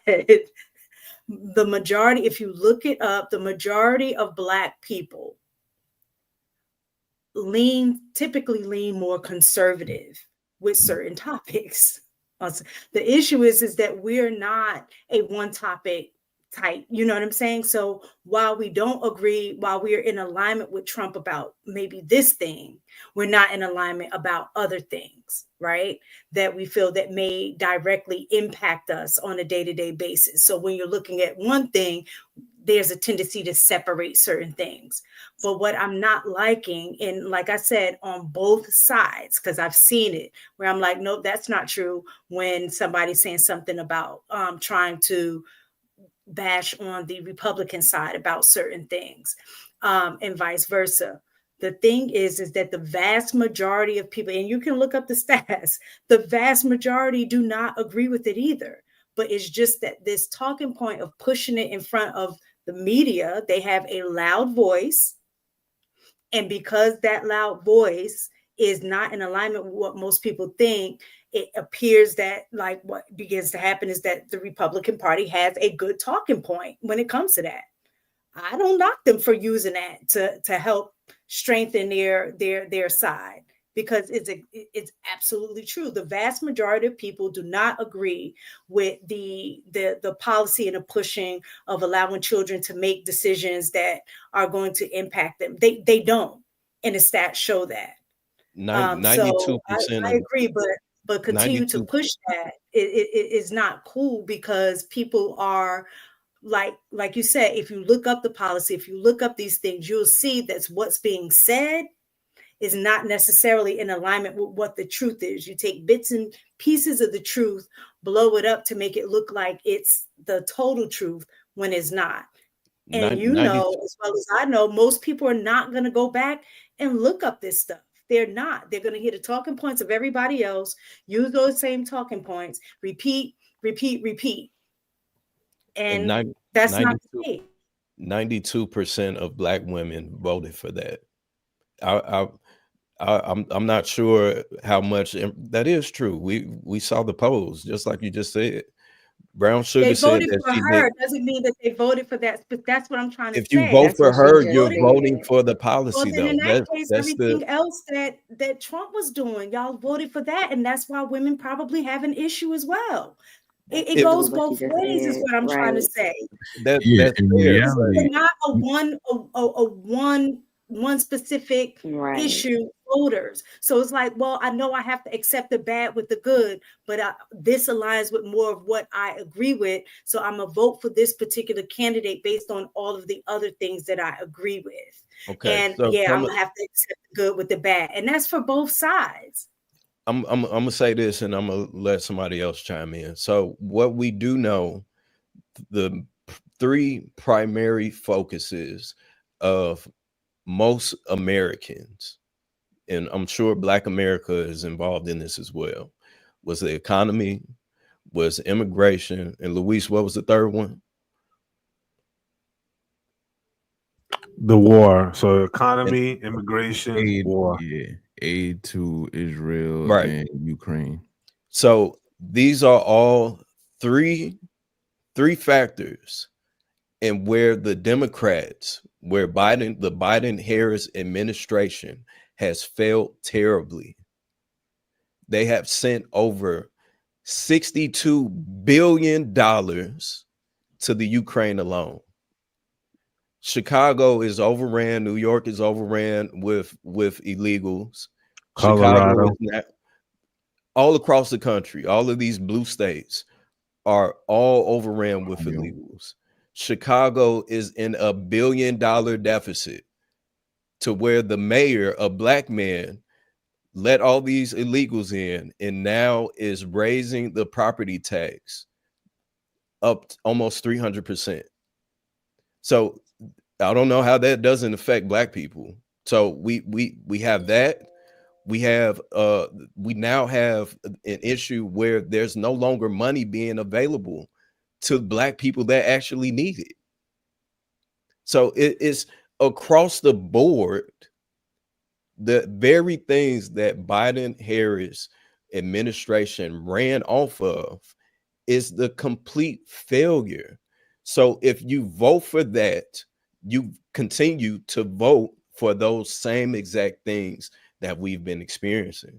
So to say that Even is now, just to that say they that is came just up a with a one policy to that the say that is Republicans just a one completely did to not vote let me for, just finish, specifically to try mistaken. to Let me support finish, and Trump. I'm gonna be quiet. No, To because say if you're that going to is just speak a it, one, speak the entire truth is what I'm saying, I Vince. am And this speaking is the why entire the truth. issue has Okay, been, so what you're not. what There is was a it that I just policy said that that's was on not the true? table to be put in place that Trump specifically said, do not vote on it because I don't want the Democrats to get the win for this policy, The even border though it was bill, a bipartisan. It was the a border bill, bipartisan agreement, and they didn't for the that. border So that's bills. what I'm So saying. the border Don't bills. vote. What I'm So saying is just speak the truth in its totality. That's all. I'm speaking And the that was truth. the So the problem border that did not occur this so the border election cycle. Nobody was speaking the full truth. So the border bill, what we do know of the border bill is that it was going to allow almost 2 million people, more illegals, to enter the country. It was also going to give amnesty to the illegals that's already here. It was also going to give more money, billions, to the Ukraine. So why would we do that? That makes no sense. That's not a good bill. The same way that Kamala was not a good candidate, that bill was not good. So I don't understand how it's you're literally doing the very thing that you're accusing me of. You're picking and choosing bits and pieces that sound good, but it's not the facts. Also, too, another thing to take in mind, and I don't know how often any of you travel. You know how you've been to New York, Chicago, L.A., Houston, etc. I don't know how often most people travel, but when you travel, don't stay in only the nice, safe area. Everywhere should be nice, and everywhere should be safe. like this like utopian dystopian idea of America where you have only nice areas where you go to and these areas you just plainly stay away. We got to really get away from that mindset, because unfortunately the reality is everywhere should be safe, everywhere should be accessible, right? And unfortunately what has happened, we have a rampant case of homelessness, homeless veterans, right? People who are working but they just can't afford where they're living. It is out of control. You know what I'm saying? And we can't forget the monopolization of housing. There's a huge housing shortage in this country. But you know what also is very important to take into account? There's also a huge labor shortage as well. And who's in those labor shortage? Men. There was an article in the New Yorker in December of 2022, 21 or 22, I forget, where 250,000 able-bodied men, 18 to 35, had left and exited the construction industry. That is alarming. Who is building our country? Who is building our infrastructure? We need to talk about the things that really matter. Yeah, you bought that nice BMW with the nice low-profile rims. Boom, you cracked it a week later. You know why? Because that road hasn't been taken care of, that you love to drive every day to work. Hasn't been maintenance. You got potholes, manholes, etc. So if the infrastructure is falling apart and you can't feel safe walking your streets, you can't feel safe driving that $50,000 brand new car, what is the point? We have to look at this whole thing holistically. What is happening in my community and what is happening into many communities across America? Poverty and homelessness should be a thing of the past. There's way too many creative solutions, and especially now when you have manufacturers who are mass producing fabricated homes in record number. They're producing those faster than they produce the iPhone in which you have on your table right now. So again, it is a level of ignorance by certain policymakers and the people in which we put in power at the local level. We got to stop focusing what's happening in Washington. We got to focus at the grassroots level. That same energy that I saw all those people hanging outside of Trump Tower, I want them to have the same energy for them to stop the violence in their communities when young people are killing each other. I want them to have that same type of energy when they're seeing a homeless epidemic happening in their community. I want them to keep that same energy when it comes to them displaying migrants in their community and it's affecting the taxpayer base, right? I don't mind immigration. I just want it to be done in the right way where everybody, could benefit. But the problem is that now you set a precedent where you essentially told all the people who did it the right way, who got in line, who waited their ticket, who paid, etc., and saying, hey, all these people did it how the hell they wanted. And if they could do it that way, why can't I? And I've been doing and waiting the last 2, 3, 4, 5, 6, 8 years. What kind of message does that send? Right? We got to stand on business at all times. Look at what Poland is doing and how they're securing their borders and how much the EU is coming down their necks because they're not allowing illegal migrants into their country. They're like, no, we're not accepting that. You could do it in your country, cool, but we're not doing it on ours. And then nowadays, we can no longer shame. And nowadays, we can't shame. We just shame the shamer for standing up for themselves and their people. And that's really what's happened. So I yield. A definition for the word woman. Can I provide a definition? Mm-hmm. No. Yeah. I can't. You can't? Not in this context. So I'm not a biologist. The meaning of the word woman is so unclear and controversial that you can't give me a definition? Senator, in my work as a judge, what I do is I address disputes. If there's a dispute about a definition, people make arguments, and I look at the law and I decide. So I'm not. The fact that you can't give me a straight answer about something as fundamental as what a woman is underscores the dangers of the kind of progressive education that we are hearing about. We should be terrified of that. But no, is nobody says nothing. Instead we put black girl proud, black girl magic.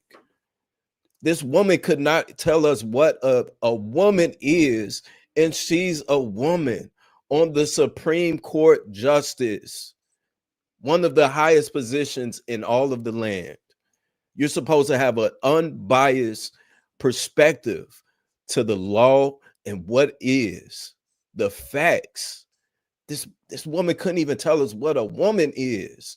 That's terrifying. It wasn't about her personal judgment in that role. Come on, Brittany. It was not about her personal judgment in that role. It's not about personal judgment. If I ask you what a woman is, and you're a woman and you can't tell me what a woman is, that should be a problem. She has to uphold the rule of the law. It's not about her personal judgment in that role. And the senator knew that, which is why she took that angle. You're right. And that's why she worded it specifically the way that she did. When you are a judge, you're the idea behind being a Supreme Court justice, right? Or just a judge in general, is to now, of course, we have some inherent biases. We can't control that as humans. You know what I'm saying?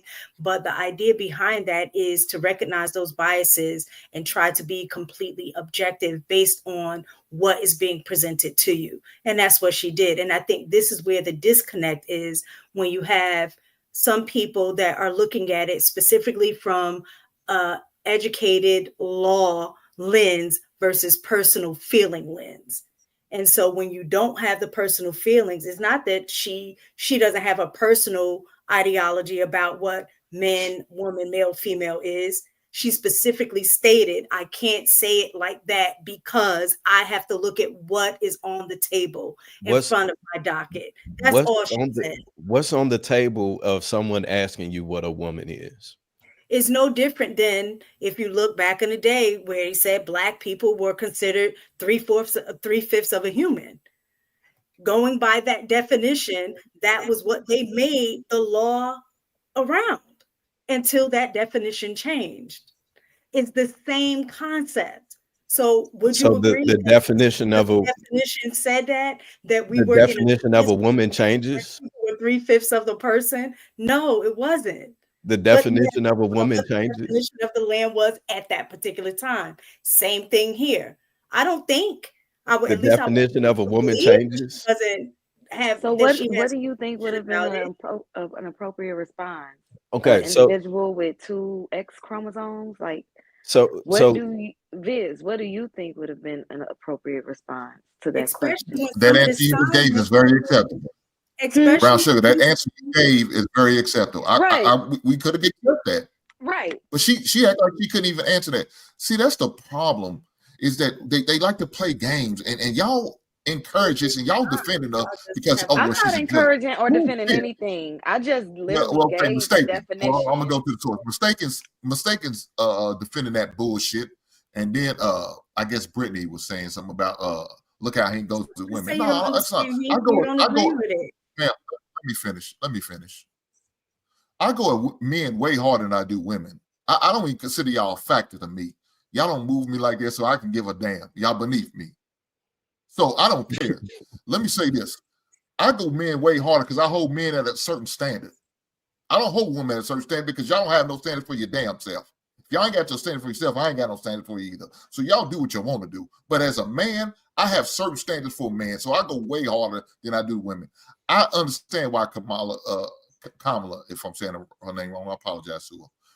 I understand why she didn't win, because she don't stand on shit. She's not for a family. If you for a family, you wouldn't be pushing this homosexual agenda, because that's not family to me. A family is a husband and a wife and the kids. That's not family. She's not pushing family. So for y'all to even say she's pushing family, that's a goddamn lie. She's pushing her homosexuality because she probably got a little dick sucker. Her husband probably gave birth to a little dick sucker, and that's probably why she's pushing that bullshit. It's like the vice president for George Bush. All of a sudden, he was against homosexuality until he found. Let me finish. Let me down this here by my goddamn self. I don't want your help. Until he found out his daughter was a bulldagger, and then she realized, oh well, I guess I'm for the lesbians now. He all sudden changed his plans. So maybe that's what it is. She's okay if these prisoners go in there and want to do a sex change. She's okay if a man, grown-ass man, want to go in with no kids, want to go in the same bathroom as my granddaughter. That's a problem to me, but she's okay with that. She's okay with that for her gay-ass son to play against other women in volleyball. She's okay with that because his little sissy ass is probably going to do it because he's going to be wearing a wig and a dress real soon. She's okay with that shit because it affects her. But I think that's bullshit. That's not equal. How, just like Viz said, how is that for women's rights? She's everything but for women's rights. She's not right for the family. She's not right for the women. She's definitely not right for black men. She even says she's not doing any specific rules for black men. But guess what? While she was in office, they sure did pass an Asian hate crime. Why? Because Mitch McConnell has an Asian wife, and he got that shit pushed through. And guess who was in prison? Biden and Kamala. This is some bullshit. They not for us. Fuck them both. But at the end of the day, I'm going to go based on my pockets and based on the agenda and what they pushing. I'm not for homosexualism. Trump is not for that. I'm okay with that. I'm all for family. I'm all for calling a man, a woman, a woman. And mistaken. As you know, as a person in school, y'all had to go to training and y'all had to be accepted of certain individuals. If a child comes in there and say, this is what he want to be labeled as, and you got to call him that, you know that's some bullshit. People at the workforce have to accept that bullshit. We had training at my job. If you was to call somebody other than what they say they are, you can get fired or suspended. That's some bullshit. Don't forget the other 200 pronouns you have to remember. My question is, if you guys are okay with a black woman as a Supreme Justice that can't tell us what a woman is, if that's okay, if it's okay for mistaken, you say, to have whatever bias or unbiased or whatever, then what's the issue with them overturning Roe v. Wade? What do you mean? What's the issue with them overturning? They gutted Roe v. Wade. I don't understand what you're talking about. They pushed it to the states. Like I don't get it. All I'm trying to say is this. This is the issue. And when you are, and what I'm finding is that when you are so stooped in your feelings that it makes it difficult for a lot of people to really look at all of the facts on both sides. There are times where I came in with my own ideological belief system and then go in and look at information from both sides that it literally ended up changing my position or understanding of certain things, because I took the time to not only look at information that's going to reinforce my own beliefs, you look at the other side of it that doesn't reinforce your beliefs, and you question those things, and then you end up making a decision based off of having both sides of the information. And that's what you call making an educated decision, making an informed decision. And what I find a lot of times in these spaces, a lot of people do not do that. Okay, so what am I misinformed on? Things that are being said that clearly lets me know that people are researching or reading things that are based on the lens of their own belief system. Okay, so what am I misinformed on? No, exactly what I said. Not just her, but I would want just say I'm about to answer the question. Okay. I would like all Supreme Court justices to take the information that are given by both sides, the argument are given by both sides, look at both of that and make an informed decision based off that, asking questions based on that, right? So there is medical reviews that have been done that question certain things about the way that we believe men and women. Like when you're talking about X chromosomes, Y chromosomes, that's our understanding. But now, as they have done research, they have seen differences in what we initially thought. Now, do that mean that I agree or change my opinion about what I know? No, I still think there's only two, but I do think that there are anomalies, and science has shown that. So What? what she's saying is, if I look at all of the information that's presented before me, we're going to have to make a judgment based on those arguments, based on that information. It doesn't say whether or not she agrees with it or disagrees with it. And that's what you're supposed to do. That's So, all I'm saying. Yeah, but so we're you making decisions based off the exception and not necessarily the rule. No, you're considering the exception, is what I'm saying. You don't disregard it because you don't like to hear it. That's all I'm saying. But y'all are so trying to take it a different way to prove a point. And when people talk to y'all on this level, you'll get comments like what I'm seeing now. Word salad. Oh, she's stupid. Da da da, which shows their level of ignorance. And this is what the whole the country has been dwindled down to. okay, so It's just mistaken that from you don't agree with me, you suck, you're stupid, you don't have any understanding, word salad, whatever. Just say you don't understand and you're stuck in your ways. This is what I believe, and that's it. That's no. fine. Mistaken. I don't believe on this panel this evening that, or this afternoon, sorry, that has been the case. I don't think that we've been necessarily, In the downplaying comments, anybody read the anybody's. comments. I can't speak for the comments. I'm not in the comment section. I'm on stage on the panel with you guys having this conversation in live time. I'm looking at what Viz is saying. I'm listening to what Brown Sugar is saying. I'm listening to what Sister Brittany is sharing, right? And I'm cross-referencing where people are picking up in certain instances. We're always attacking the point, not the person. You are all wonderful people. I'm sure you all went to church today. You know what I'm saying? You put money in the collection plate. I'm gonna about to do Sunday dinner. I'm sure you're all wonderful people, but that's not the point. I'm not attacking you as a person, and I'm sure Viz is not attacking you as a person. You are a wonderful person. I'm attacking the point. You know what I'm saying? So let's make sure that it's always on the point and not necessarily the person. How you? Let me play this. Really on my heart this morning to say that as a man, but more importantly as a black man, that this country does not deserve black women or Wow. black people, but specifically black women. This morning I woke up and I just gave my wife a hug because I know how heavy this is weighing on black women.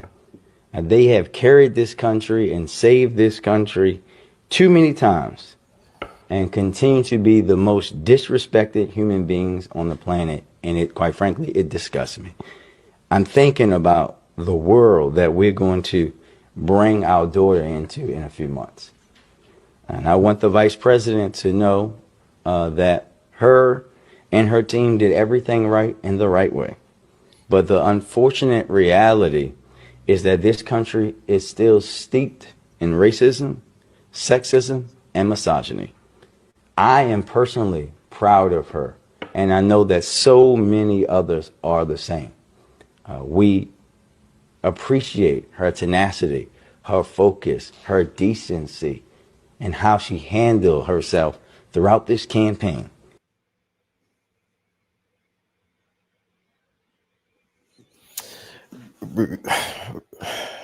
I just don't get it, man. I really don't. I just don't understand. Like he's speaking on him bringing his daughter into the world, but yet people that don't agree with deleting babies is an issue. They're misogynists. They're racist. They're all of these things that's being labeled, and it's like, bro, you're literally going against the very thing that you just got up there and spoke about. To me, and this word is so loosely thrown around now, but to me, people that do that, those are the coons. You're a coon, bro, because you're literally going against the very thing that you believe in just for clout, just for your position. It's like, what are we talking about, bro? I mean, we got to understand in this world, the negative is always going to be amplified. You understand what I'm saying? Like, this world is ran by labels, because if you put a label on somebody, you're instructing other people how to treat them. You know what I mean? Like, if, think about all the labels on the day to day, narcissist, whore, fascist, Hitler, think about the host of labels that we hear people given. All of those labels are provided strictly. So it's like, this is how I want you to treat this guy, brokey, dusty, you know what I mean? This is how I want you as a collective to treat this person. That's all these labels do. And, nuance is never considered, you know, nuance is never considered when you're giving a people, giving a person a label. So he may feel that way. He may be personally invested in that. And that may come back to bite him in the ass at a later date. You know what I mean? Like, that's the thing about life. We make these decisions and we have to live with our own decisions. The world selected Trump to be our president. And, if he is indeed Hitler, like they said he was, which I don't necessarily, after, he was selected, I haven't, on these news stations, I haven't heard that anymore. I don't know if you guys have, but I haven't heard that type of wording anymore. Maybe it's out of fear of what he might do, or maybe it's just like, well, he won, so we don't have to say that anymore. We don't have to give those labels because we lost. You understand what I'm saying? So when you're trying to get something accomplished, man, you're going to tag people with labels for your benefit or for your leverage. So we definitely got to keep that in mind. Jay, you know what the media is doing now? They're now saying how bad of a campaign that Kamala ran. They're now saying how bad the Democrats are detached from the American public. They're now saying all of the things that everyone else has been saying since day one. We have, for the past 4 years, we have been saying that Biden is off his shit. Biden gets up and does the debate, and the entire world sees it. And now they then say, oh, Biden isn't fit. Biden isn't fit. The same people that was saying that he's fit, he's as sharp as a tack, all they're bold-faced lying, bold-faced lying to the American people. Bold-faced lying. They went from one delusion to the next delusion. And now they're trying to save face. But yet we're still supposed to believe them. I mean, it's the same thing with Mitch McConnell. They was telling us he was okay when we literally watched his battery die on 3 different occasions on live TV. dude, he glitched out in the Matrix on live TV. So, and that's about like what Mistaken was saying. Like, you got to be smart. You got to look at you have to look at both sides. If you're a person that is looking at one side, if you're a person that's watching, CNN and MSNBC and you're not watching Fox News, like, you're part of the problem. You know what I mean? And you can tell that type of person by the conversations you have with them. You know what I mean? Like, for instance, my dad is 82 years old. He literally only watches linear television. So to him, Trump is Hitler. You understand what I'm saying? And it's like, you need to, and he's at the age where he's not changing. So, I can provide other things to him, but he's set in his ways because that's how he's programmed based on what he's taken in, his diet of linear television. You understand that some people are just set that way. But if you want to have a good round outlook on these things, you have to look at both. You have to understand, one of my things with Trump was, you have to look, one of my worries about Trump is his base. because although, he may have a base of black people that, want his policies or don't disagree with his policies, he also has a base of racists. I'm not saying, they can call him racist all day, whatever. I feel like we all racist in some capacity. Absolutely. You know what I mean? Like, I feel like we all have a little bit of it. We may not display it, we may be mature enough to modify it or hide it, and you do it in the group chat. Oh, you seen that ball? You seen that cracker? No, Jay, if you as a black man, black person, everybody that's black on this panel, if you don't stay in the projects, you racist. You can very much say that. If you don't voluntarily live in the projects where rent is gonna be dirt cheap, you're damn near racist. Because why don't you want to live amongst your people? Is that a fair perspective? I understand what you're saying. You're saying like we don't want to be around us. There's a degree of us that don't want to be around us, and I mean, I agree with that. With everybody that's black on the panel, we're all adults here. Would anybody want to live in the trailer parks in Meth America? And nope. I'm not I mean, I look, and when I see, like, I look out the window and I'm like, oh shit, this motherfucker ain't cut his grass for like 2 months, man. This shit, and it looks terrible when your grass is cut. And we have a tendency to not manage our grass like we should. When you see certain things, when you see niggas parking on grass, like, why is your car parked on your front yard? Small things like that. That's a degree of, we're judging ourselves. You know what I mean? Like, if you in a residential neighborhood, it's a cul-de-sac, we don't park on our lawns. Little BS like that, that's what I mean when I say we all have a little pinch of racism, whether it's for another ethnicity or our own. But I think there's a lot of nuance, once again, like Mistaken was saying, and you have to have a well-rounded view of everything. You can't just ingest one side, because that's poison. You know what I mean? You have to have a balance.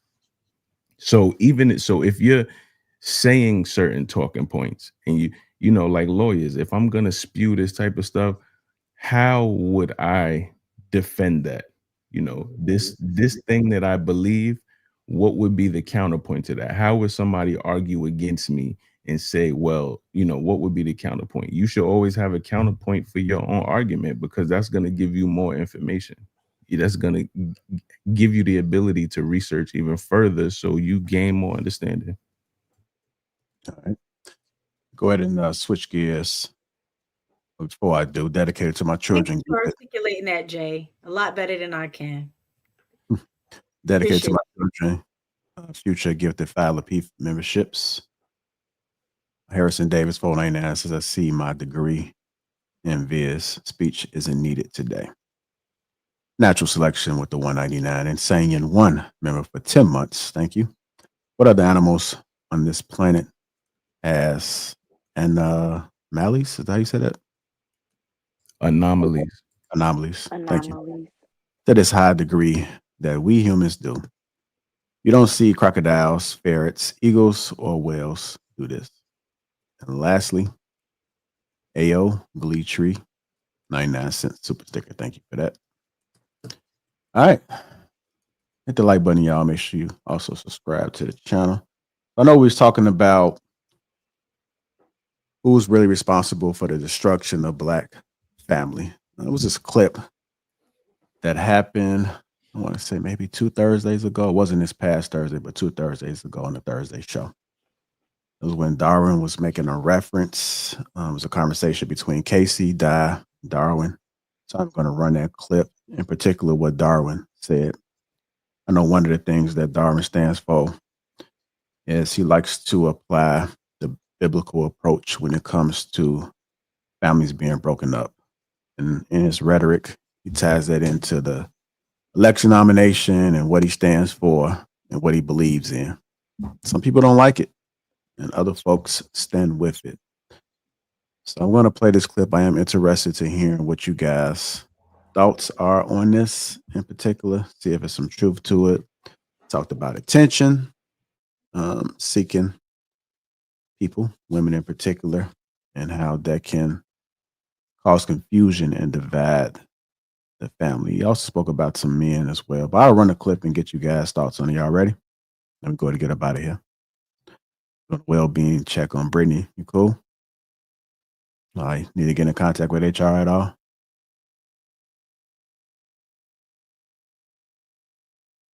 Are you on mute? I can't hear you.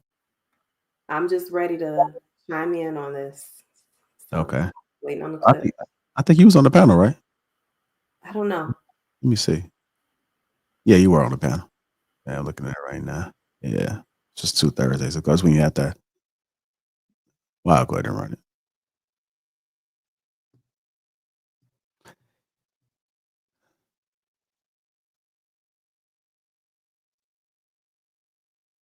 Jasmine saying that to Rashida, you an OB. You can't tell me. He's still paying my bills. I still get the benefits that you get as a wife. And a lot of women are starting to put this together. I'm getting the same benefits. He's paying for my apartment. The child support is enough to pay for the kid. I ain't got to deal with the problems. I ain't got to worry about him coming home with the mood swings. I ain't got to worry about paying the bills. Yes, women are getting lazy, and I do see that. But I'm just trying to, like, I'm not justifying it. I think when people see me giving the psychology behind it, I'm just trying to give them the psychology of how I'm not saying this right, and I do agree with you. We have to set the standard. We can't just we can't make excuses for them, you know, because then if women are not who's talking, it depends on who's talking, die.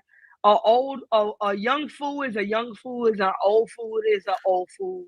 It depends on who's talking. If a woman sees the out, just like a young boy listening to a man, if that person sees the outcomes that they want, Rashida doesn't have the outcomes, die. So you right. A younger woman be like, you married, but your husband's had how many babies on you? You get played on national TV. Why would she We're not talking listen about reality TV. to? Yeah, Di brought it up as an example. I'm Man, speaking on the example. we If a got real young life. woman in the street, yeah, if a young woman in I the know people in street, real life going through it. That's why I'm sorry, Casey. I was responding to but him. yeah, if a young woman in the street is looking up to an older woman who has the outcome she wants, she would be a fool not to listen to that older woman, because just because you throw in social media and all these other aspects into the game, it's still the same game that was before. It's just other things added to the game. It's Look, still the same let me damn say game. something. So all I'm telling you, and I can be, I try to speak on behalf of man, but not all of man. Obviously, there's some outliers. All I'm trying to tell you that is women or whoever it is, you know, or whatever, they can make the excuse. They can use attention as an excuse to go out there and be sex workers all they want. All I'm saying is we men we're not going to allow you to use that to get us to be remorseful. We're not going to allow you to use that to have sorrow for you because you saw it as attention. No, we're going to just treat you like everybody else and empower you in that group. You're going to be for the streets. You're going to be for recreational use. And it is what it is. And we don't give a damn about what happened after we get our nut off. And I'm letting you know this. And whoever you're talking to, you need to let them know that, because it's a cruel world. And that's how the game is. I don't make the rules. That's just how it is. And at the rate y'all women are using attention for an excuse to go out there and bust it open right here in this land, and y'all keep putting it on the shelf at this rate, more and more men are going to make their families outside of the country, and they will be justified. And it's going to just brace yourself, because America is going to be solely for sex work at the rate we're going right now. This is going to be the place where you come get your trick off. And that's what it's going to be at this rate. So you can blame it on attention and all you want and all these bags and making it easy and cheap. It is what it is. We're going to call a spade at the day, and we're going to shame the shit out you. It's going to be men out there that's still busting it up, that's going to bust it down. But when they go back to the barbershop, when they go back to the gym locker rooms, they're going to talk about your ass. They're going to say, that bitch swallowed all my nut. I was nutted in the eye and everything. That bitch nasty. That's just how the game is. They don't give a damn. Whoa. They don't give a damn about you. They're gonna talk about you like a dog, and they're gonna call you the next week and toss you another couple hundred. That's just the game, and they don't give a fuck about your feelings. So you want to use intention as an excuse to go out there and participate. Just know what it comes with. That's the outcome. We don't make the rules. That's just how the game is. Because I'll be a guy ain't gonna be no. There's some suckers out there, but a guy ain't gonna be a sucker for a woman out there that's sucking up men every week and using it, especially using intent. I have more respect for a woman. I got more respect for a woman who go out there and bust it open for the money that just want to go get the money. But it's a damn shame for a woman who's saying, I'm gonna go do it because it's attention, or that's what men want us to do, or that's what's trending. I got more respect for the woman that gotta go pay the bills to go do it than the ones that want to go just do it because it's trending, or they like the fucking purses. I got more respect for the woman that's trying to do it for survival. Because because if they didn't have to go survive, then they probably wouldn't be doing it.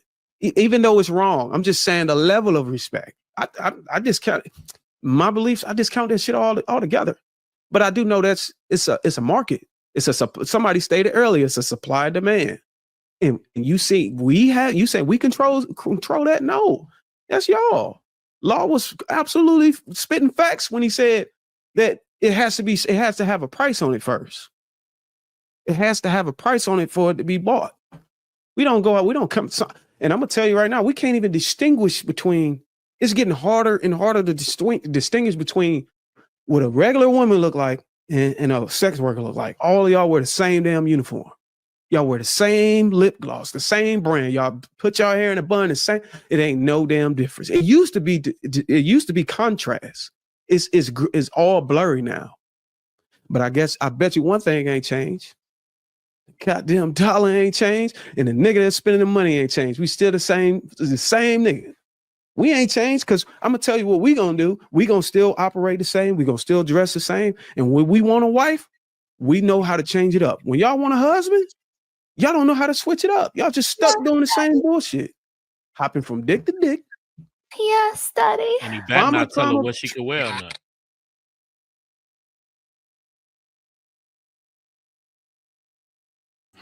Shout out to Sheen and Fashion Nova, supplying women's fashion since inception.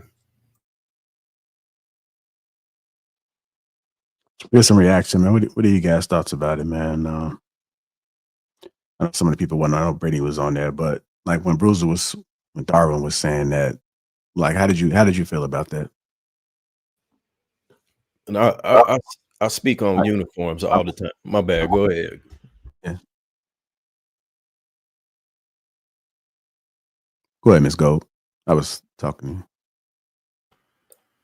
Are you asking us how we feel about it as it relates to the Black family divide or just in general? Yeah, like the Black family divide. Okay. So that conversation further supports how I feel the crabs at the bottom of the barrel situation. It's a bigger issue. We have systemic barriers. We have lack of resources. We have a narrative that's been dividing us. There is no mutual support. There is no mutual respect.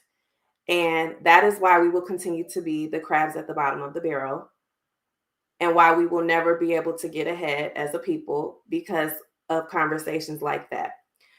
I mean, and it's a cycle, because if you think about it, okay, the topic was about money, right? Money and attention. Well, systemically, Black men have been at a disadvantage, Louise, going back to what you were saying when it comes to jobs. When there's a lack of jobs and a lack of income, it's going to be hard for a man to be able to support his family. So now women are chasing, women want stability. We need stability to build healthy families. It's just a vicious cycle. It has nothing to do with a woman, dressing provocative or whatever the issue may be. You're talking about a much bigger issue, but yet Black people, Black men can only highlight that one particular thing instead of what the issue really is. Black women are not the issue. It is a systemic issue at hand. Can you look at it holistically? Can you expand specifically the tentacles in which those systemic issues lie? There are a lot of tentacles. But let's start with the fundamentals. Okay, you just brought up economics. Go ahead.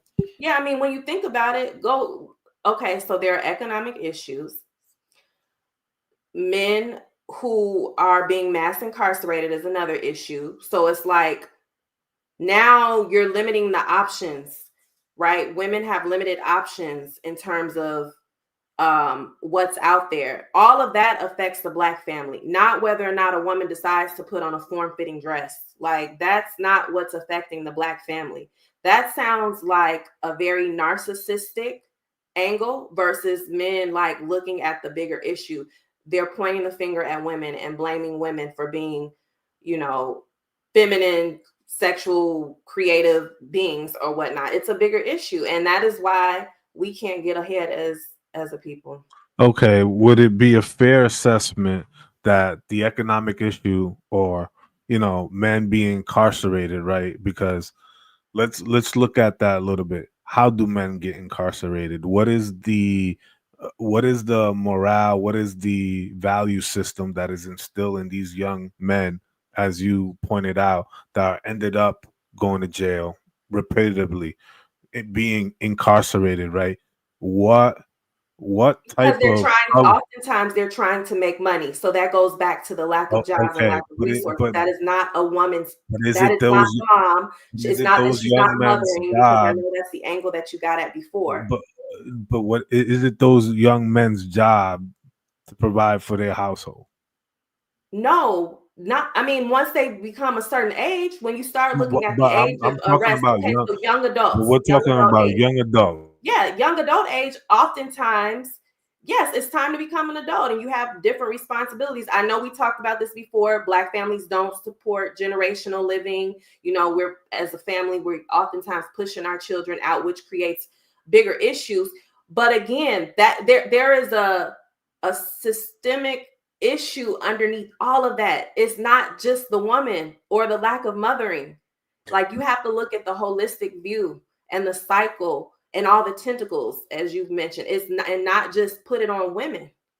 But Answer the question. my angle No isn't. father in the home. No father in the home. Thank you. And then that goes my back angle. to think about the early days of welfare. I mean, if you really want to get at that, single unmarried women got more money, you know what I'm saying, with the welfare program. It's not that Black women didn't want and love Black men. Black women supported Black men. But I mean, again, it was a bigger issue. So that was a part of the Black family divide. Welfare, Yeah, but I mass want to. Yeah, incarceration, but I lack don't of want to jobs, go not back the to fact that the a woman 60s. might purchase a dress from Fashion Nova. Come on But now. Like, Brittany, that is so I don't want to go back to the 60s. I don't want to go back to the 60s. No, I but wasn't in the everything is 60s. I don't cyclical. want to go back to the 60s, respectfully. I don't want to go back to the 60s. I want to talk about the last 20 to 25 years at this present moment, and what type of blueprint are we laying out in the brickwork for the foundation for the next generation? Because obviously, you might be a mother or not. You're a much older, well-established woman. What type of blueprint are we leaving behind to the younger people? I What keep about the going Black? back to it. See, and I don't want to subscribe to this narrative, because I could easily say, what about the Black men that are leaving these women, that are impregnating these women and not marrying these women and not standing on business? But then again, I'm giving into that whole divided narrative. It's not just about the woman. I understand that, and that happens. And honestly, I'm with Hink when Hink talks about how he puts his foot on certain Black men's neck for not doing what the hell they're supposed to do. I feel the same exact way. I'm not giving none of those brothers a pass, and certainly not throwing them a bone or giving them grace.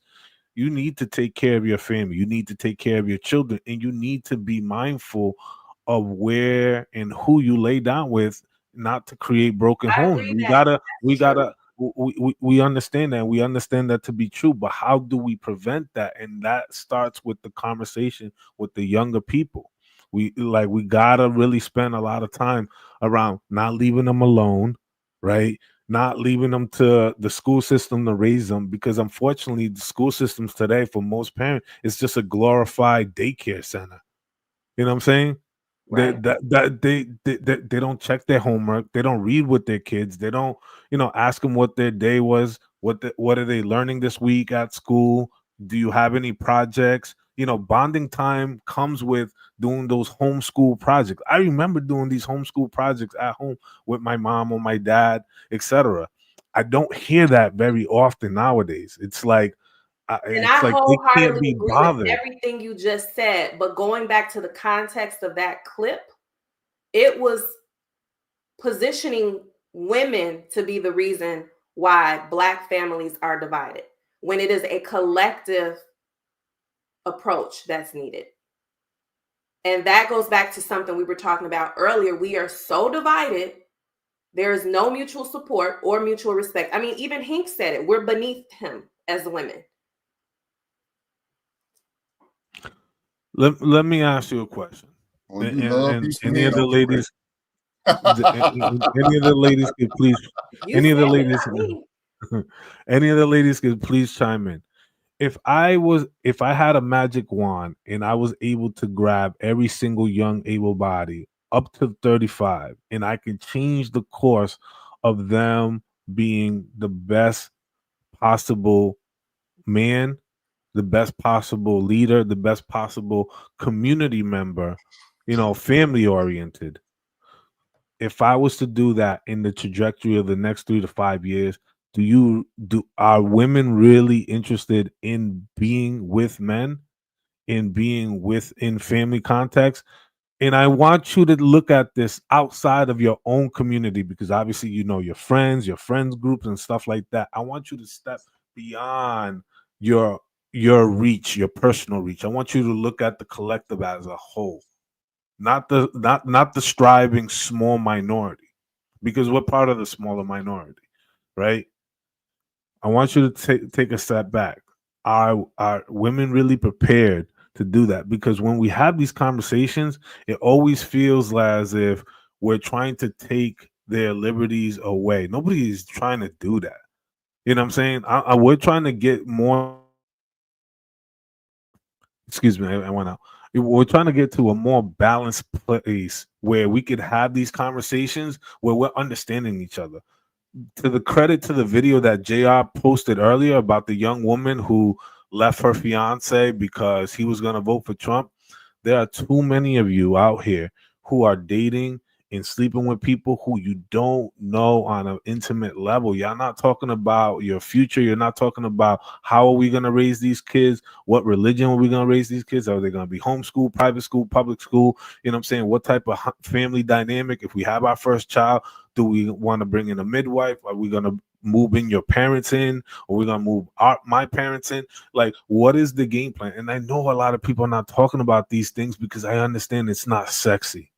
It's not sexy to talk about. And a lot of people rather talk about that trip to Dubai, that trip to Paris, that trip to, the Turks and Caicos, rather than talking about real family issues. Because once it's all said and done and you're back from those trips, you got to come back to reality. Escapism is something that has become a drug in this community. People think that going on these trips and escaping the reality of their responsibilities is going to make everything going away. But once they snap out of that reality and they get back into the thing, they're still where they left everything, where they left it. The only difference is now it's on fire. It was just smoke, but now it's on fire.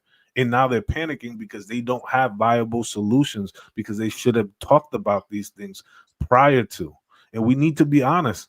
We're in a very fast and furious dating culture. It's like, do what you want, however you want, with whoever you want. And then the consequences come, and it's like pointing fingers and stuff rather than having the conversations up front and understanding what you're signing up for, and understanding that, hey, are you on birth control? Can we talk about other alternative, preventative measures? I'm not ready to become a dad. You're not ready to become a mom, or you might be ready in a year. Like, hey, I'm trying to get this new promotion so I could feel comfortable to put us in a better part situation. Those are very important, tangible conversations to have, to understand that you're both in alignment. Not one person just working and doing this thing to ensure that the relationship strive while the other person does their own thing independently. You need to work, interdependently of each other. Are you? And those are the conversations that we should be having, and not whether or not a woman is buying a dress off of Fashion Nova, or if she's provocative, or how she wears her hair, or all the other misogynistic comments that were happening in that conversation. We need to be having dialogue about why we need to communicate and talk about goals and talk about effective parenting and all of that. Not conversations that make women out to be less than what they are. So here's a question: since you voted for Kamala, or potentially did, I don't know, I'm just making an assumption. Why didn't you guys want to push to have a mandatory parenting class, a mandatory parenting certificate class, a mandatory X amount of hours? Okay, you're both about to be parents. You both have to go through this parenting class about nutrition, about finances, about home care, all these things. Unfortunately, okay, you didn't have two parents, you didn't, what I'm saying, you were a foster kid. Okay, cool. Let's see if we could create a blanket to ensure that younger people, or people who are ready or in that sort of interstitial moment of their life, are going to make the best decision and to ensure the vitality of that young person, whether it be a young boy, young girl, whatever there may be.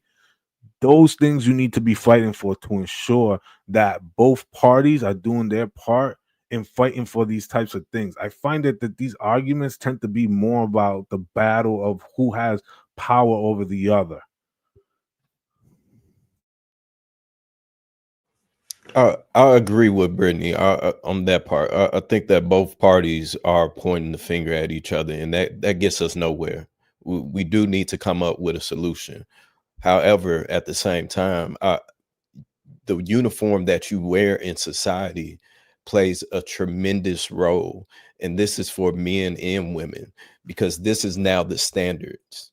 So if our standards on both sides, if we have men that are walking outside, their pants are around their ass, they sagging, they smell like weed, they don't take care, they don't have an upkeep of themselves, or they're out just slanging dick everywhere, that's an issue without a doubt.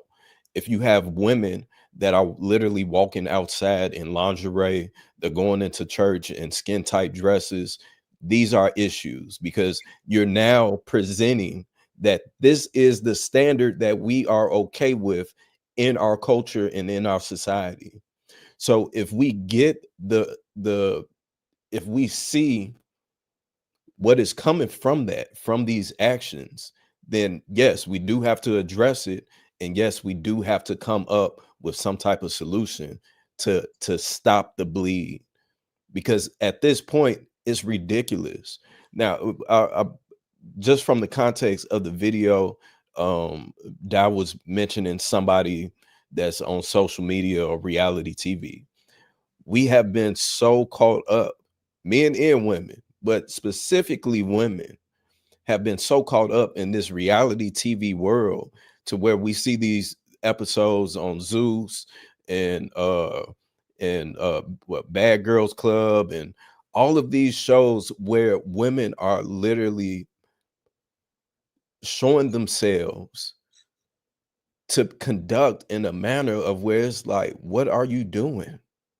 I agree with that 100%, Viz. And you're talking about subcultures within a culture, right? That's not all of, That's Black fair, women, but and that's important. But when you look at it from a holistic, bigger picture, like, how are we going to solve that problem? By telling dude, pull up your pants. Yes, we could go back to the basic, correcting each other's stance. Pull up your pants, or baby, you ain't got to wear that bonnet outside. You know what I'm saying? Have some respect for yourself, or whatever the case may be. But at the end of the day, that honestly goes back to the crabs at the bottom of the barrel thing. Like, my pants cost more than yours. You know what I'm saying? Like, it's not, reality TV contributes to it, because it definitely it amplifies the issue, but the issue is still bigger.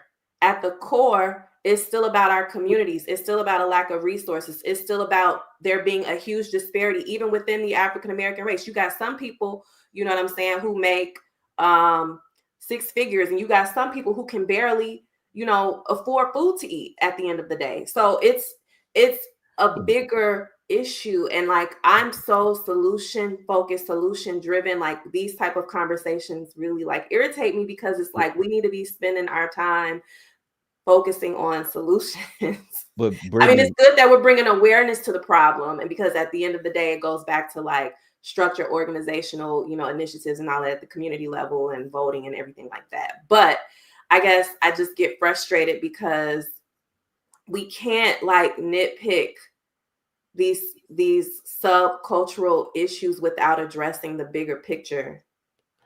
so Brittany, I 100% agree with you. And the harsh reality that I learned many years ago is that you will not save everybody.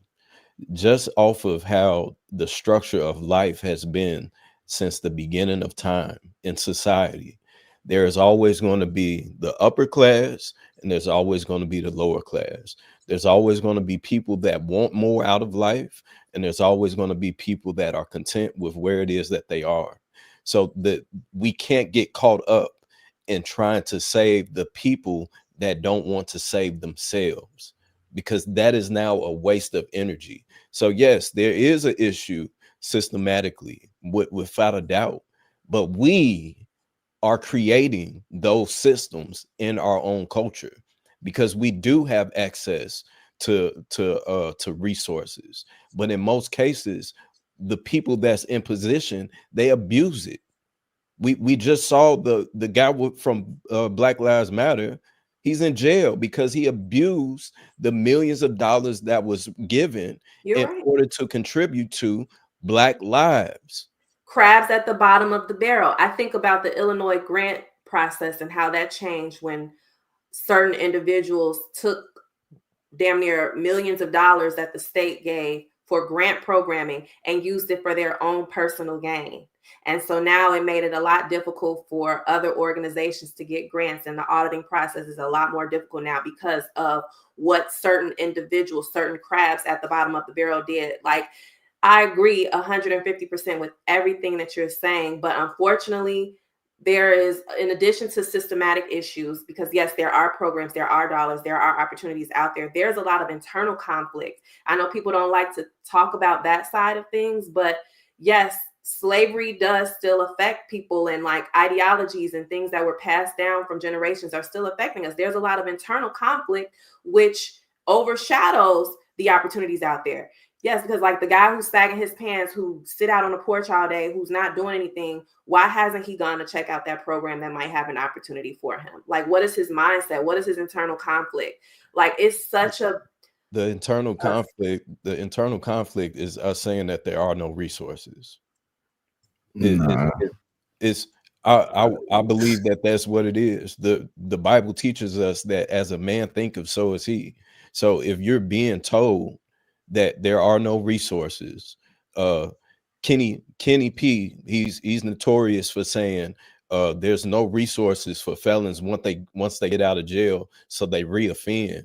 When although there are, and him himself is a successful felon from what it is that he tells us, because he's been on a job for 15, 20 years, however long it's been.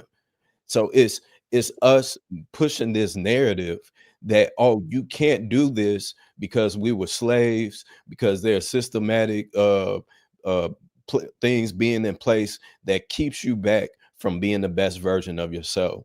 So if that's the message that's being told to the masses, then absolutely we're going to continue to see what it is that we're seeing. No, it's you said it. Oh, my fault. Go ahead. No, go ahead, Jay. I mean, you're not too long-winded. Go ahead. His spirit is broken, Viz. Like you're saying that the internal strife is him not knowing. No, the spirit is broken, man. You know, sitting up here listening to, you know, us have this conversation, I'm thinking to myself, like, damn, man, these white people did a number on us, yo. You know what I mean? They mentally did a fucking number on us, because we will always waste tons of energy speaking about the problems and very little, or even say if there's somebody out there actively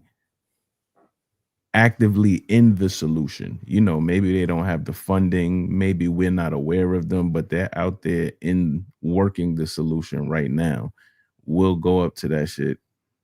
We'll give them praise for a little while, then we'll tear them the fuck down. You know what I'm saying? Oh, this nigga got a child out of wedlock. Yo, let's tear this shit up, man. Don't give no money to this foundation. You know what I'm saying? He got a side chick.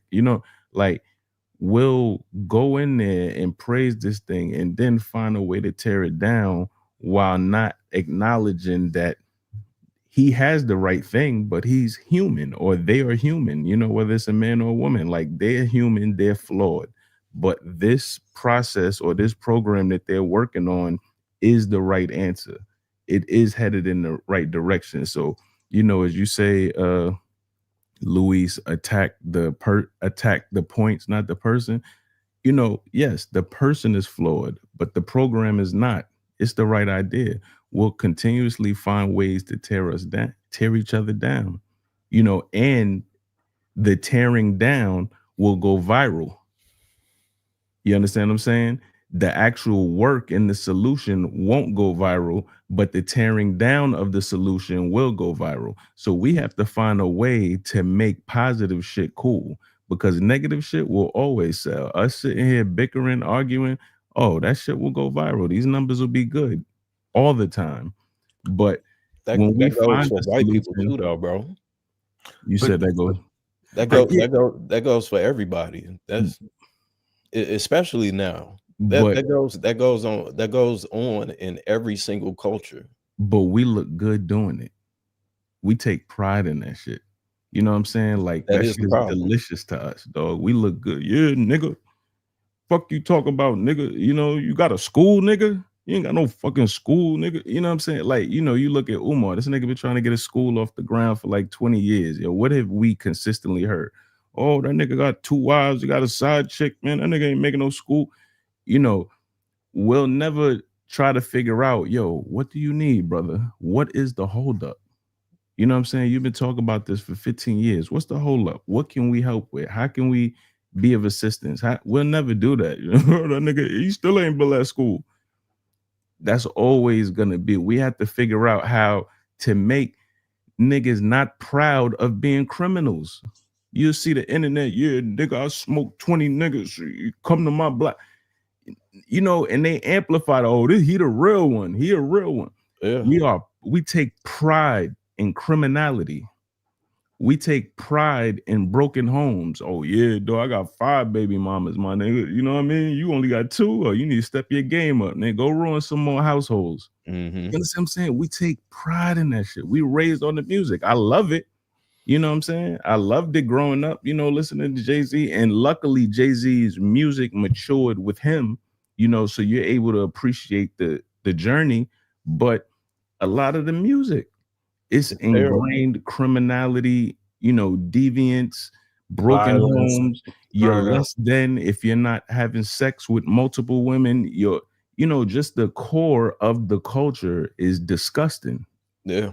And, you realize it when you get older. When you're younger and you're in it, you're a part of it. You out here. I mean, luckily I was able to avoid some of that stuff.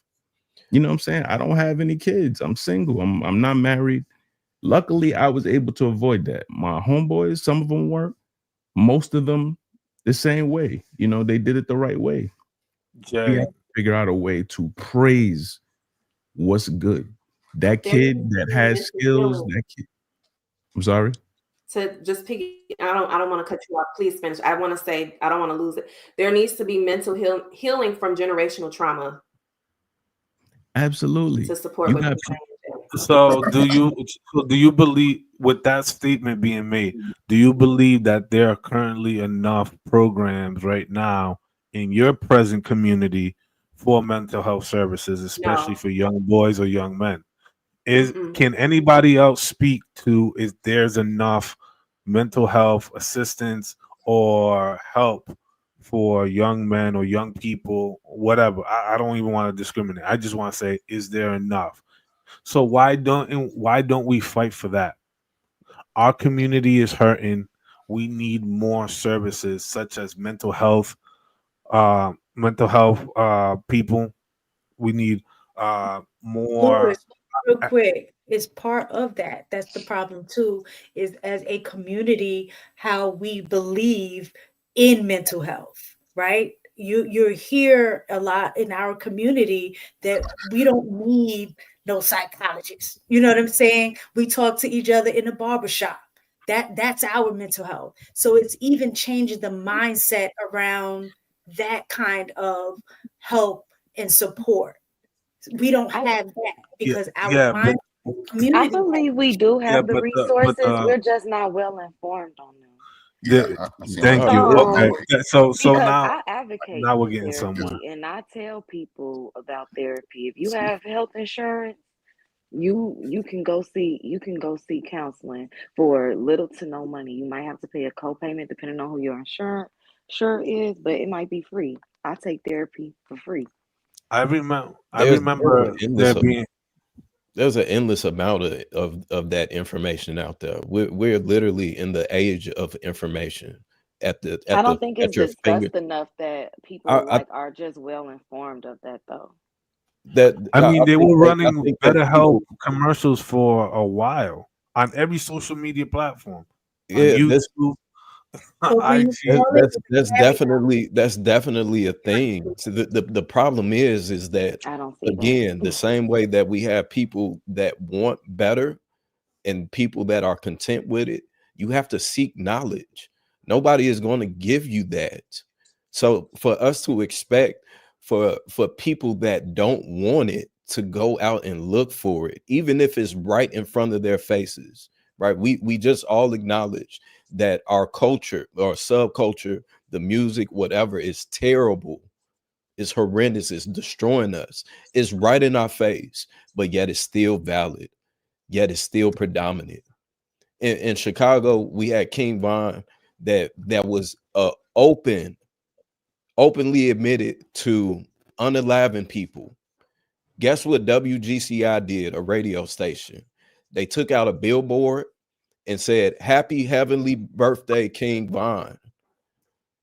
In Chicago. Our bad. Jay, we completely cut you off, and that was rude and disrespectful for all of us that just did that. Our bad. Go ahead and finish. Nah, I'm good. Hey, you just cut me off. I'm so sorry, Jay. I thought you were going to finish. I just wanted to chime in and make that statement about mental health, but I didn't mean to cut you off. Y'all some goddamn bullies. And y'all some bullies. And one second, and my last point, like, you know, I worked in that field with, you know, short-term disability leave of absence and, you know, directing people to mental health services. And even when you know, even that's not as easy as people say it, because I hear it a lot. I hear people say, oh, you know, you look through your job, you can get free, you can get a few free sessions. Or there are people whose life is in turmoil right now. When you call these places and they talking about, oh yeah, we could find somebody 2 months from now, 3 months from now, my shit already done burned to the ground. You know what I mean? And it's just not enough. You know, everywhere, universally, everything is understaffed. You know what I mean? Restaurants, any business is supremely understaffed. After COVID, you know, it's still recovering. So mental health services, understaffed. You understand? So if you call in and, you know, somebody told you, oh, just call them up and, you know, they'll help, they're going to be waiting like 3 months, 2 months. You know, if you get lucky, you know, you'll find something earlier. God bless. But in most cases, you're not going to get somebody to help you right away. You know, and if you do know a service where somebody can do that, you know, within the next 2 weeks, a week or two, you know, definitely spread that information. But I know a lot of the stuff that I've come across, you know, from doing work with like Nike, nah, they weren't responding. The earliest appointment is 3 months out. You know, my life is in turmoil now. Yeah, Jay, I think about a friend of mine who was struggling with. Brittany was saying earlier, talking about these certain subset of people we just don't need to bother with them or deal with them. See, that's part of the problem. I didn't say that. Kicking the can down the road. That is part of the problem with it we talk about. People always want to kick the can down the road. We done that for a long time. You know what I'm saying? We got that slave mentality. It's our problem. Not slavery is effective. Now it's just the mentality that they left upon us, that stain they left upon us, and we still think like that. We don't want to address the small things. See, maybe we do need to address the small things. Then we can work our way up to the bigger things. See, the problem is a real man will address another young man if he's walk around with his pants sagging, act a certain way, carrying on sort. Ladies, y'all don't want to address that because y'all not confrontational. I understand. Y'all just not confrontational. It's just not in y'all nature. Y'all will not say nothing. Y'all will let that shit ride past you and just That's go a on. lie. No, Oh, that's y'all not stick what your we were head saying, though, in the Hank. back. Yeah, I didn't interrupt nobody, but can I please not be interrupted? Thank That's you, a ma'am. lie. So y'all will not address that shit on the front end, but y'all will go on the back room and say, girl, did you see how she was wearing that bonnet? You see how she was wearing that old dress? She knows she shouldn't have had her girls all out like that. Y'all say something then, but y'all won't address the situation when it's in your face. A man was at the, hey, dog, man, why are you moving like that? Why you getting aggressive with that girl, man? You might want to just walk away, cool off, and come back later, maybe have a conversation. We don't have no problem with dealing with whatever comes with. He might say, fuck you, Hank. You don't know what the hell you're talking about. I can accept that, and we'll still have the conversation. Ladies, y'all won't say nothing. Psh, I ain't saying nothing to that bitch. Let that bitch go on. She looks silly wearing that outfit. We need to address these certain things, but we don't want to address them. You know what we'll do? We'll blame the white man. Look, the white man ain't got to do nothing no more. We do ourselves that way. The white man just sit back and throw his hands up and watch and be entertained. And we'll sit there, y'all talk about these shows, these reality shows. No, y'all support these shows. Y'all watch these shows. Y'all encourage these shows. And y'all be talking about it at the water cooler. That's part of the problem. Why are you giving them these shows, these ratings that we know it's not good for our community, that we know it's not part that's going to uplift us in any type of way? We're not. Just like Vince just said, this ragged ass radio station said, happily, heavenly birthday to King Von. That is shameful. And anybody who listens to that station, y'all should turn it off. Shouldn't listen to that station no more. For them to do some shit like that, we shouldn't be supporting that shit. It's not in our favor. It is not. We should be reporting things just the opposite. If we see negativity on the news, why ain't y'all calling to news station? Why every time you show something, it's always got to be something negative about the black community? Why can't y'all show anything positive about us? If you got friends, family showing nothing but negativity, why can't y'all say to y'all, hey, cuz, why everything you post something is always negative about us? Why can't you say something now? Post something that's encouraging, uplifting. But we don't do that. Matter of fact, we encourage it. We'll support it. We'll like it. We'll say, man, and then we'll send them on the DMs. Hey, man, I found this. Some more discouraging shit about us. It's not helping us. It's not helping us at all, but we're not doing that. We are our own worst enemies, and yet we don't want to admit that. We are our own worst enemies. That was my point. I got you. I know your point. You're going to let me know in a second. I'm almost finished. We'll do anything to discourage or do that, but we'll put the blame on somebody else. When are we going to accept accountability? When are we going to start doing this? When are we going to stop kicking the can down the road and try to fix the things we can fix? And then guess what, Brittany? Get policies in order to help us move our agenda. That's part of our problem. We got to come together. Are we really going to do it? We'll see. I think it's all talk. And then to go back to what Diane was saying, I think it's already here, Bruiser. Men are already leaving the country already to try to find better or what they consider better because they don't see what's in here. They see everything. It's like you said, you can't really tell the difference. If you find a good woman, fellas, you better hold on to her because they not a hoe is a dime a dozen. A good woman is hard to find. Keep what you got. Don't sit there and leave her because her political views are not aligned with yours. That shit's crazy. That makes no sense to me. But y'all was up there saying, yeah, I think you need to get out while you can. Just because the political views are different, so nothing else is good about this man. Yeah. Nothing else brings benefit or some type of upset. But his political views is a difference. So I think we don't need to get married. I think I need to divorce you. I don't think we need to be together. That don't make sense. That's not about family. You all about self and what makes yourself feel good. I'll leave it there. Go ahead, Brittany. I'll get it. Hold on real quick. I do want to say this. I think we got to understand too is that we are all different, right? We all have different upbringings. We all adopted certain ideologies. Some may be like our mothers and our fathers, but that's what conversation is for. You know, if we disagree on anything, because disagreement is going to always happen. Like any relationship that I'm in or that I start, I am aware that at some point in time, we are going to disagree. And so my focus, and I even highlighted in the beginning, I say, look, we're going to disagree at some point, but let's make sure that we just have a conversation in a respectful manner and we seek understanding. we don't know it all. And if you haven't been studying politics since the age of 5, it just was your thing, there can be some learning from one another. You can actually learn somebody. Somebody don't have to be totally know every single thing about politics. They may have came across some information as to why they think the way they think and feel the way they feel. And they may present that in a conversation between the two couples. And then you might, oh, okay, you know what? I never thought about that. That's an interesting point. Okay, so then what do you think about this?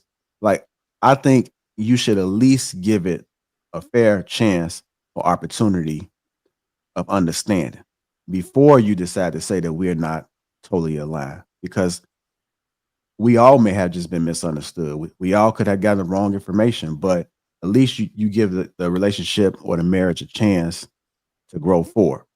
And if you practice that early on, then when you guys get into some situations, it won't be, you know what, that's it. You know, putting a towel in. I'm gonna play this clip real quick, and we're gonna get to actually. Can I say one thing real quick? In the beginning, though. Real quick. Huh? Conversation can be had. Oh. Right, but sometimes in like relationships, you got to wake Just up. like when Biz pointed out his information, it was like, I'm not well informed of that, but thank you for saying that.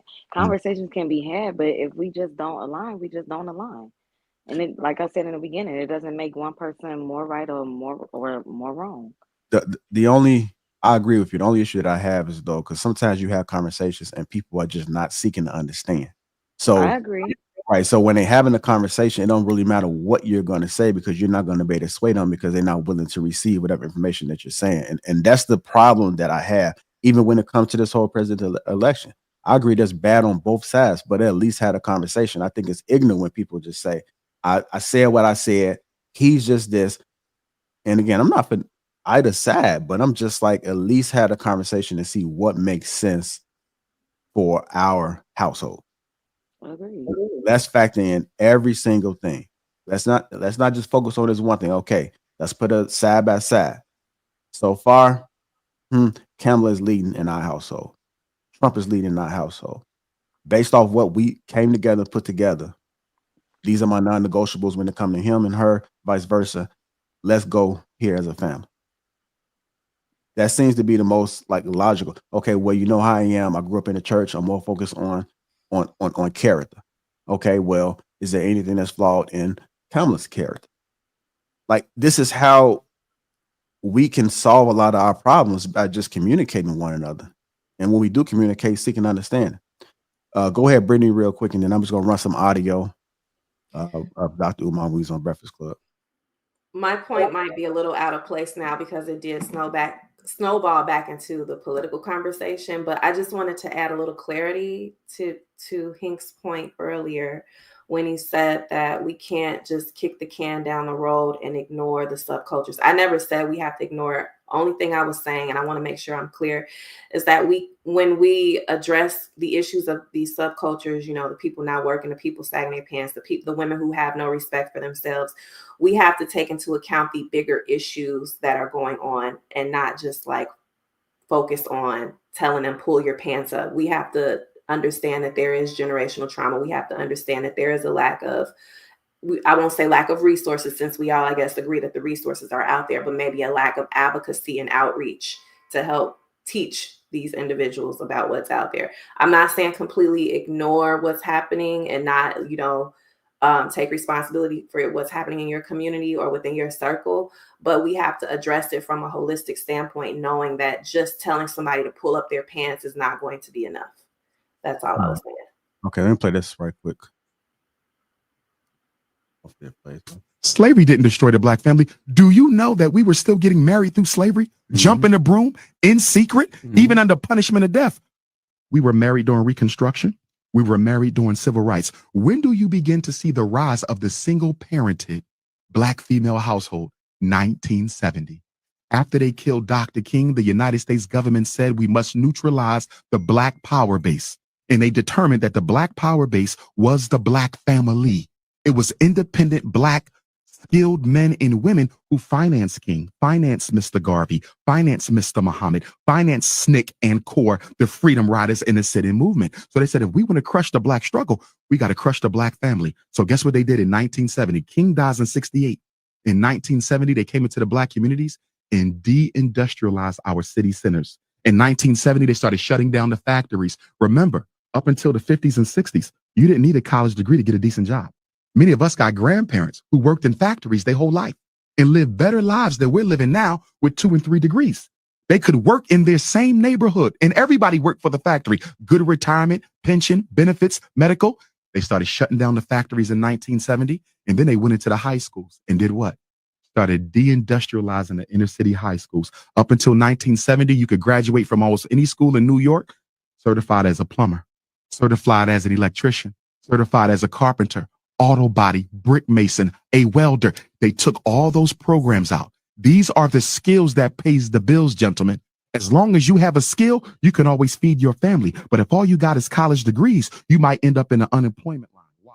Because the skills that we learn in college are not necessarily marketable to other Black people.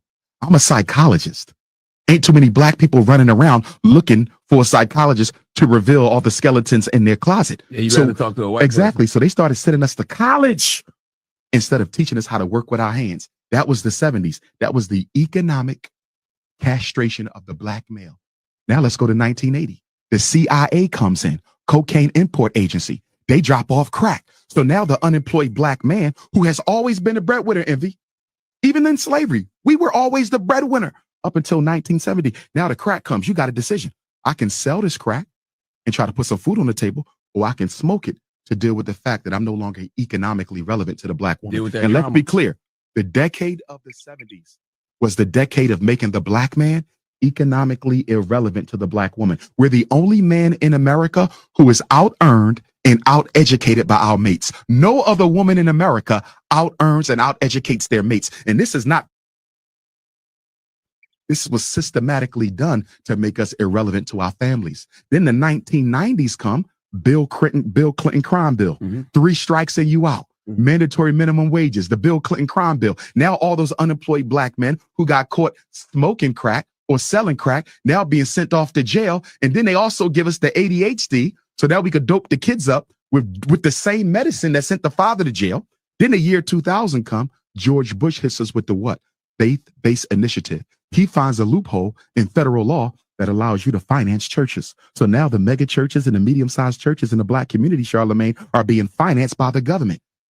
You think it's a coincidence, Envy, that you don't see no major churches involved in the miseducation movement? No major churches involved in the mass incarceration movement? No major churches involved in police genocide? Yeah. No major churches involved in poverty? Where is the Black church in 2017 when it comes to Black people issues? They're missing in action because they're being paid by the government to stay out of the struggle. And that's why it's called faith-based initiative. Your pastor is the new FBI agent. Wow. Well, where you gonna be tonight? All right, that's it.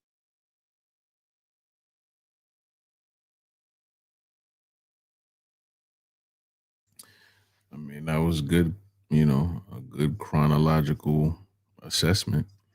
There was a lot of stuff left out. I mean, now we're seeing a lot of the byproducts. The stuff we arguing about is byproducts, Fashion Nova and fucking Zeus Network, these are byproducts. These are byproducts of a family being broken, because along with having a family or a family structure, big mama, granddad, mom, dad, etc., cousins you grew up with, along with all of that comes pride, comes spirit, comes things to be proud of, and things that you don't do because you know that you have a family that's proud of you, that you need to make proud of you. And there's certain things that when you have people behind you that support you and love you, there's certain things you're not going to do out here. But if you're not attached to anything, you a bull in a china shop,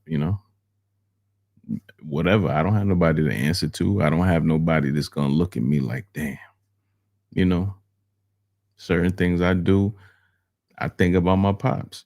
I think about my mom. Damn, I can't.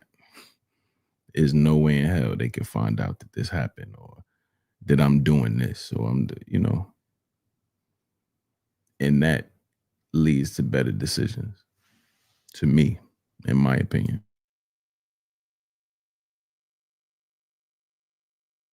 One of the things I was going to say, he laid it out. I remember reading an article that talked about the impact, like the argument about the welfare system had the greatest impact on breaking up Black families and stuff like that. And the shift gets towards Black women for taking welfare. But when you're not looking at the total picture of it, it's easy to say that when you make that point. Because when I was reading, it was saying the other things that contributed to the need for the welfare for women was the deindustrialization that occurred in the communities because these men did not have jobs, could not find jobs. And therefore, now the need for welfare for women to be like, all right, I still have this child I need to take care of. So on the back end, I'm going to go ahead and get this welfare and we'll play like you don't live here. So a lot of women, even at that time when they were on welfare, they didn't, even though the government said the men couldn't be in the house, a lot of times the men were still in the house. I remember growing up seeing that all the time. So it was really the economic aspect that really impacted the breaking up of the nuclear family for Black people. I'm not saying welfare did not have a role in it. Don't get me wrong. That is, but I think the problem now is we need to take individual accountability plus have collective mobility. And I think that is what's lacking. Like we're all walking oxymorons. Like we'll talk about the importance of a family. We need a family while at the same time creating broken homes by having kids out of wedlock, impregnating women that you're not married to, things like that.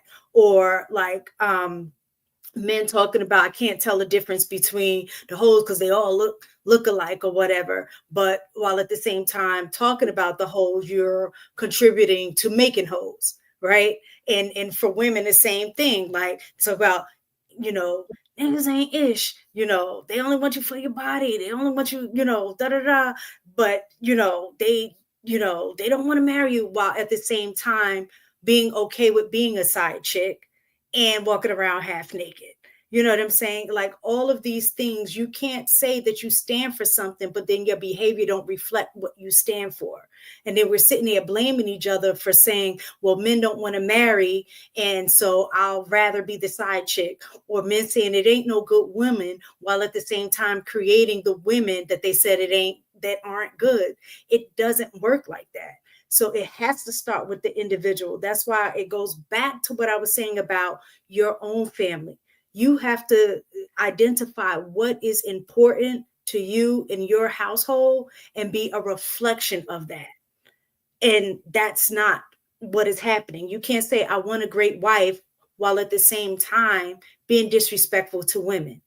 You can't say that you're looking for a husband while the truth is you're just looking for a bank. Like those things don't work. It just doesn't. And then we just continually create the system that we currently have that we call the Black community, and the ones who have the right mindset honestly don't want to be a part of it. So they leave.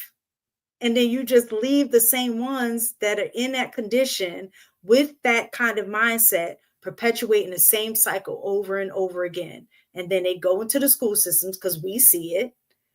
And then you don't have like programs within a school system that are going to help nurture young men that may not have fathers at home unless they're in a sport.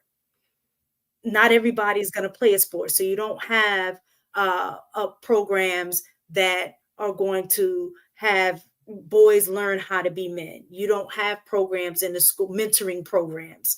I know in our school, we don't. So it's things like that to me impacts the Black community, is the individual accountability is not there.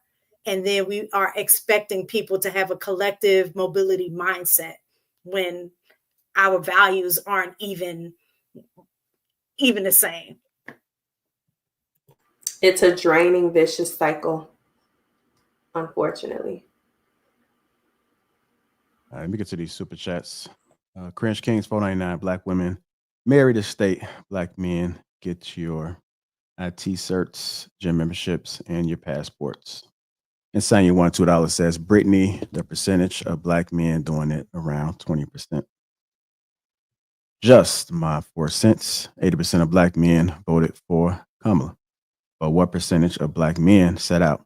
I would love to see that number. Also, you can be pro-life and death penalty isn't God. Cringe, Kings 499. It's really time for black women to be silent, learn from the other cultures that keep their families together. Carl Anderson, $10, says India's caste system has sustained poverty for hundreds of millions despite similarities among the people. There are wealthy left and right blacks, yet as a collective, we fall below the USA standard. Just from our 4-cent $2 says a kid won't sag if his female peers didn't approve. KP, $2 says, if my name is called, I should be able to respond. Cringe Kings, $4.99 says, look at the black church. Bunch of beautiful, independent, single, black, educated women with no husbands and a bunch of sons running around with Glock switches. Devil Game X says, victim mindset is for losers with the 199. Just from my 4-cent $5 says, never seen an ugly dude with 5 baby mamas. So who really is the problem here? If you are dating a man with 4 baby mamas, who is the problem? Just for my 4-cent $2 says, calling Kamala black was a non-starter. Just for my 4 cents, $5 says, did black women respect black men after slavery or was forced to coexist until opportunity came along, like welfare, Section 8, etc.? King Strong, $2 says, welfare on drugs did it. This ain't up for debate. I appreciate you guys tuning in. I'm going to leave you guys with this video. Feel free to watch the video. And we are out.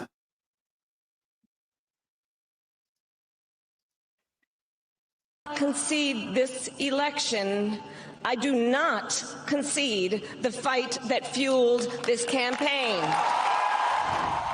So there we are. I'm Chris Cuomo. Welcome to all the new people joining News Nation. Our team had the key election calls right and first. And there's a concern in that I want to discuss with you tonight. As you saw, we entered on Vice President Kamala Harris this afternoon, formally conceding the election to Donald Trump in her speech from her alma mater, Howard University in Washington, D.C. She lost. The Democrats lost by a little in a lot of places and races. Why? Because they underperformed. Don't blame black or Latino men for voting their own pockets and passions. Don't blame women for valuing issues in addition to their reproductive rights. Listening to people say that these men didn't get what Trump represents or that women didn't get the threat really shows that they don't get what happened. They don't get what happened here, and they don't get why. Oh, by the way, I spoke to Professor Alan Lichtman. Okay, he's tired like all of us are, and he's very disappointed, not because of the outcome and who won, but how. And I think it's really disgusting that people are coming at this guy. He's been doing this a long time at a high level. He cares deeply about getting it right. And the 13 keys are not for Fugazi because he was wrong. And he's going to come on when he decides which key didn't work and why. So here's what we know right now. Trump is the worst and will ruin everything. Has merit to a degree, but it was never going to be enough set against people's self-interest. Harris even underperformed President Biden. Does that mean Biden would have won? It's an interesting question. Now, I doubt it because the problem for both was the same, as it was for all Democrats in this cycle. The things that matter to us are more expensive than they were 4 years ago, and that happened on your watch. And now we get to the real talk. Maybe it's too soon because I know people are upset. Actually, on both sides, which is an interesting challenge that I'll get into. But the message for the losing side is going to be tougher to hear unless what you actually want is to be what the country needs and what the Democratic Party is at its best. People are too quick to go to the voters. Let's talk about who and how much. And listen, they were only reacting to what the people in power and the media put on them. The division is largely manufactured in this country. It is for effect, and it had an effect. And a lot of media were involved too. And you saw the proof of that in how they reacted or refused to act early this morning. Here's the truth. News Nation was first almost across the board for two reasons. Decision Desk HQ did their homework, their models were accurate. But there are other outfits that saw what we were seeing. News Nation called it first for a very simple but important reason. We had no preference in the outcome. Others clearly did. Nothing wrong with waiting to be accurate. I've been doing this a long time. I'm never in a rush to be first when it comes to calling races. There's no real benefit to it. But we saw something else on our screens. They didn't want Trump to win. And that's a problem. And I say this to you as someone who will tell you and has told you many times what most, maybe no other in my position, does. I have had personal beef with former and future President Trump. And I don't think there are many who have criticized him more profoundly. And if the left is right and he goes on a jihad against enemies, I may be high on the list. But I say, let it come, because I don't confuse my analysis of him with the people who vote for him, because I get their concerns. People who vote for Trump, now some are cultish fans, and bravo to him, by the way, for that seduction, because that's part of politics. But most are more concerned about problems that matter more to them for their families and their financial and physical well-being than Trump's obvious flaws. Do you get that? What Trump offers in terms of what he is against, our systems of government, our culture, that matters more to people than what they are against in his own behavior. They don't talk or act or often think as Trump does. But he has successfully sold himself as the guy for the job. He is against who and what they are against. And the Democrats and the media need to get that. And they need to get that you are not racist or even wrong if you vote for Trump. Yes, he practices deception, demagoguery. He exaggerates threats. He plays on us and them. But the other side was operating under mass delusion, because they know the job is to offer better, and the Democrats did not.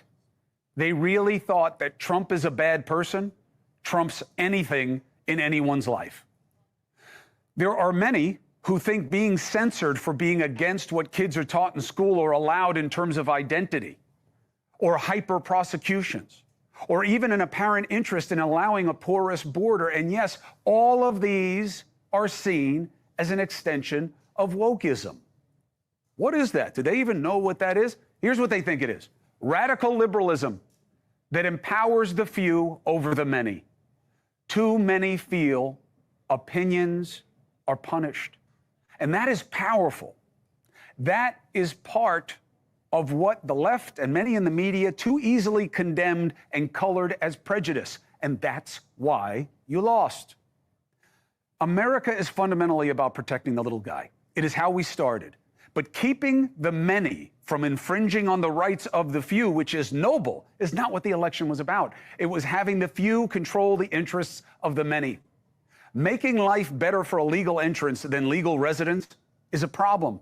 DEI that puts prominence on type over talent is a problem. Punishing speech that questions or refuses to conform is a problem. Allowing attacks on Jews that would never be tolerated with any other minority is a problem.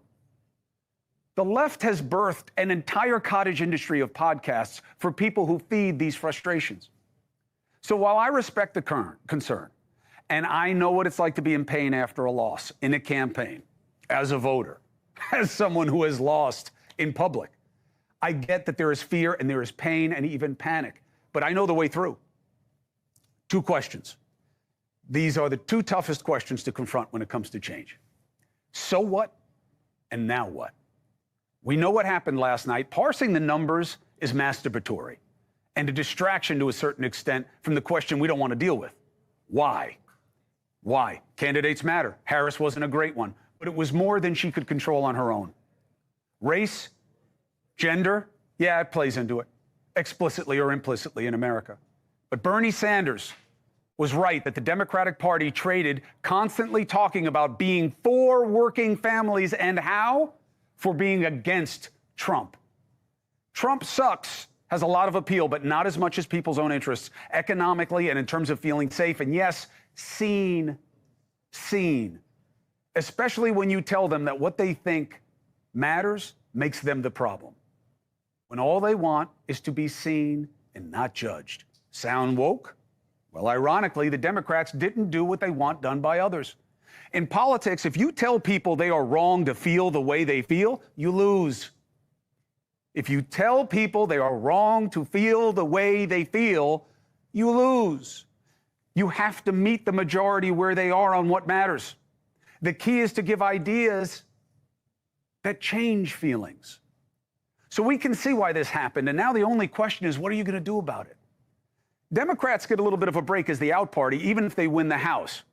And they have to decide what they are for, not just who and what they are against. Trump has a much tougher task. Now, I don't mention his party because I believe they are patsies. And I don't want to be derisive. I'm just saying I haven't seen them ever stand against him.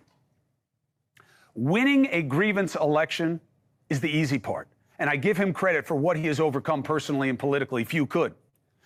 But I see that as much more about the movement that propelled him. And now the hard part is satisfying them. We are not a wall or a tax cut away from a secure border or economic improvement for the working man and woman.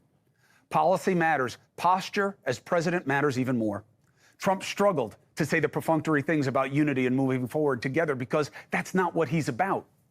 And the people who elected him want things disrupted and taken down, not collaboration. And yet, that is the key to progress. Can Trump convince a majority to move toward one another's ideas and interests as well as he made them fear and focus on enemies and poison blood? Not easy, but he is now our president. And that presents me with the same question as you. What do I do now? My answer? I give him and his administration a chance. I see fairness as an act of faith in a better future. I will not allow people to come on this show to complain only when they are charged with cooperating to make things better. The election is over, but is the gratuitous division that distracts us from what we all want most? That's up to you and me and what we demand of them, those in power. The elections are about over. Now we all need to get work. We all need to get work done if we want to see what making America greater than she is should really be about. I want to thank everybody that's tuned in today. Do me a favor, hit that like.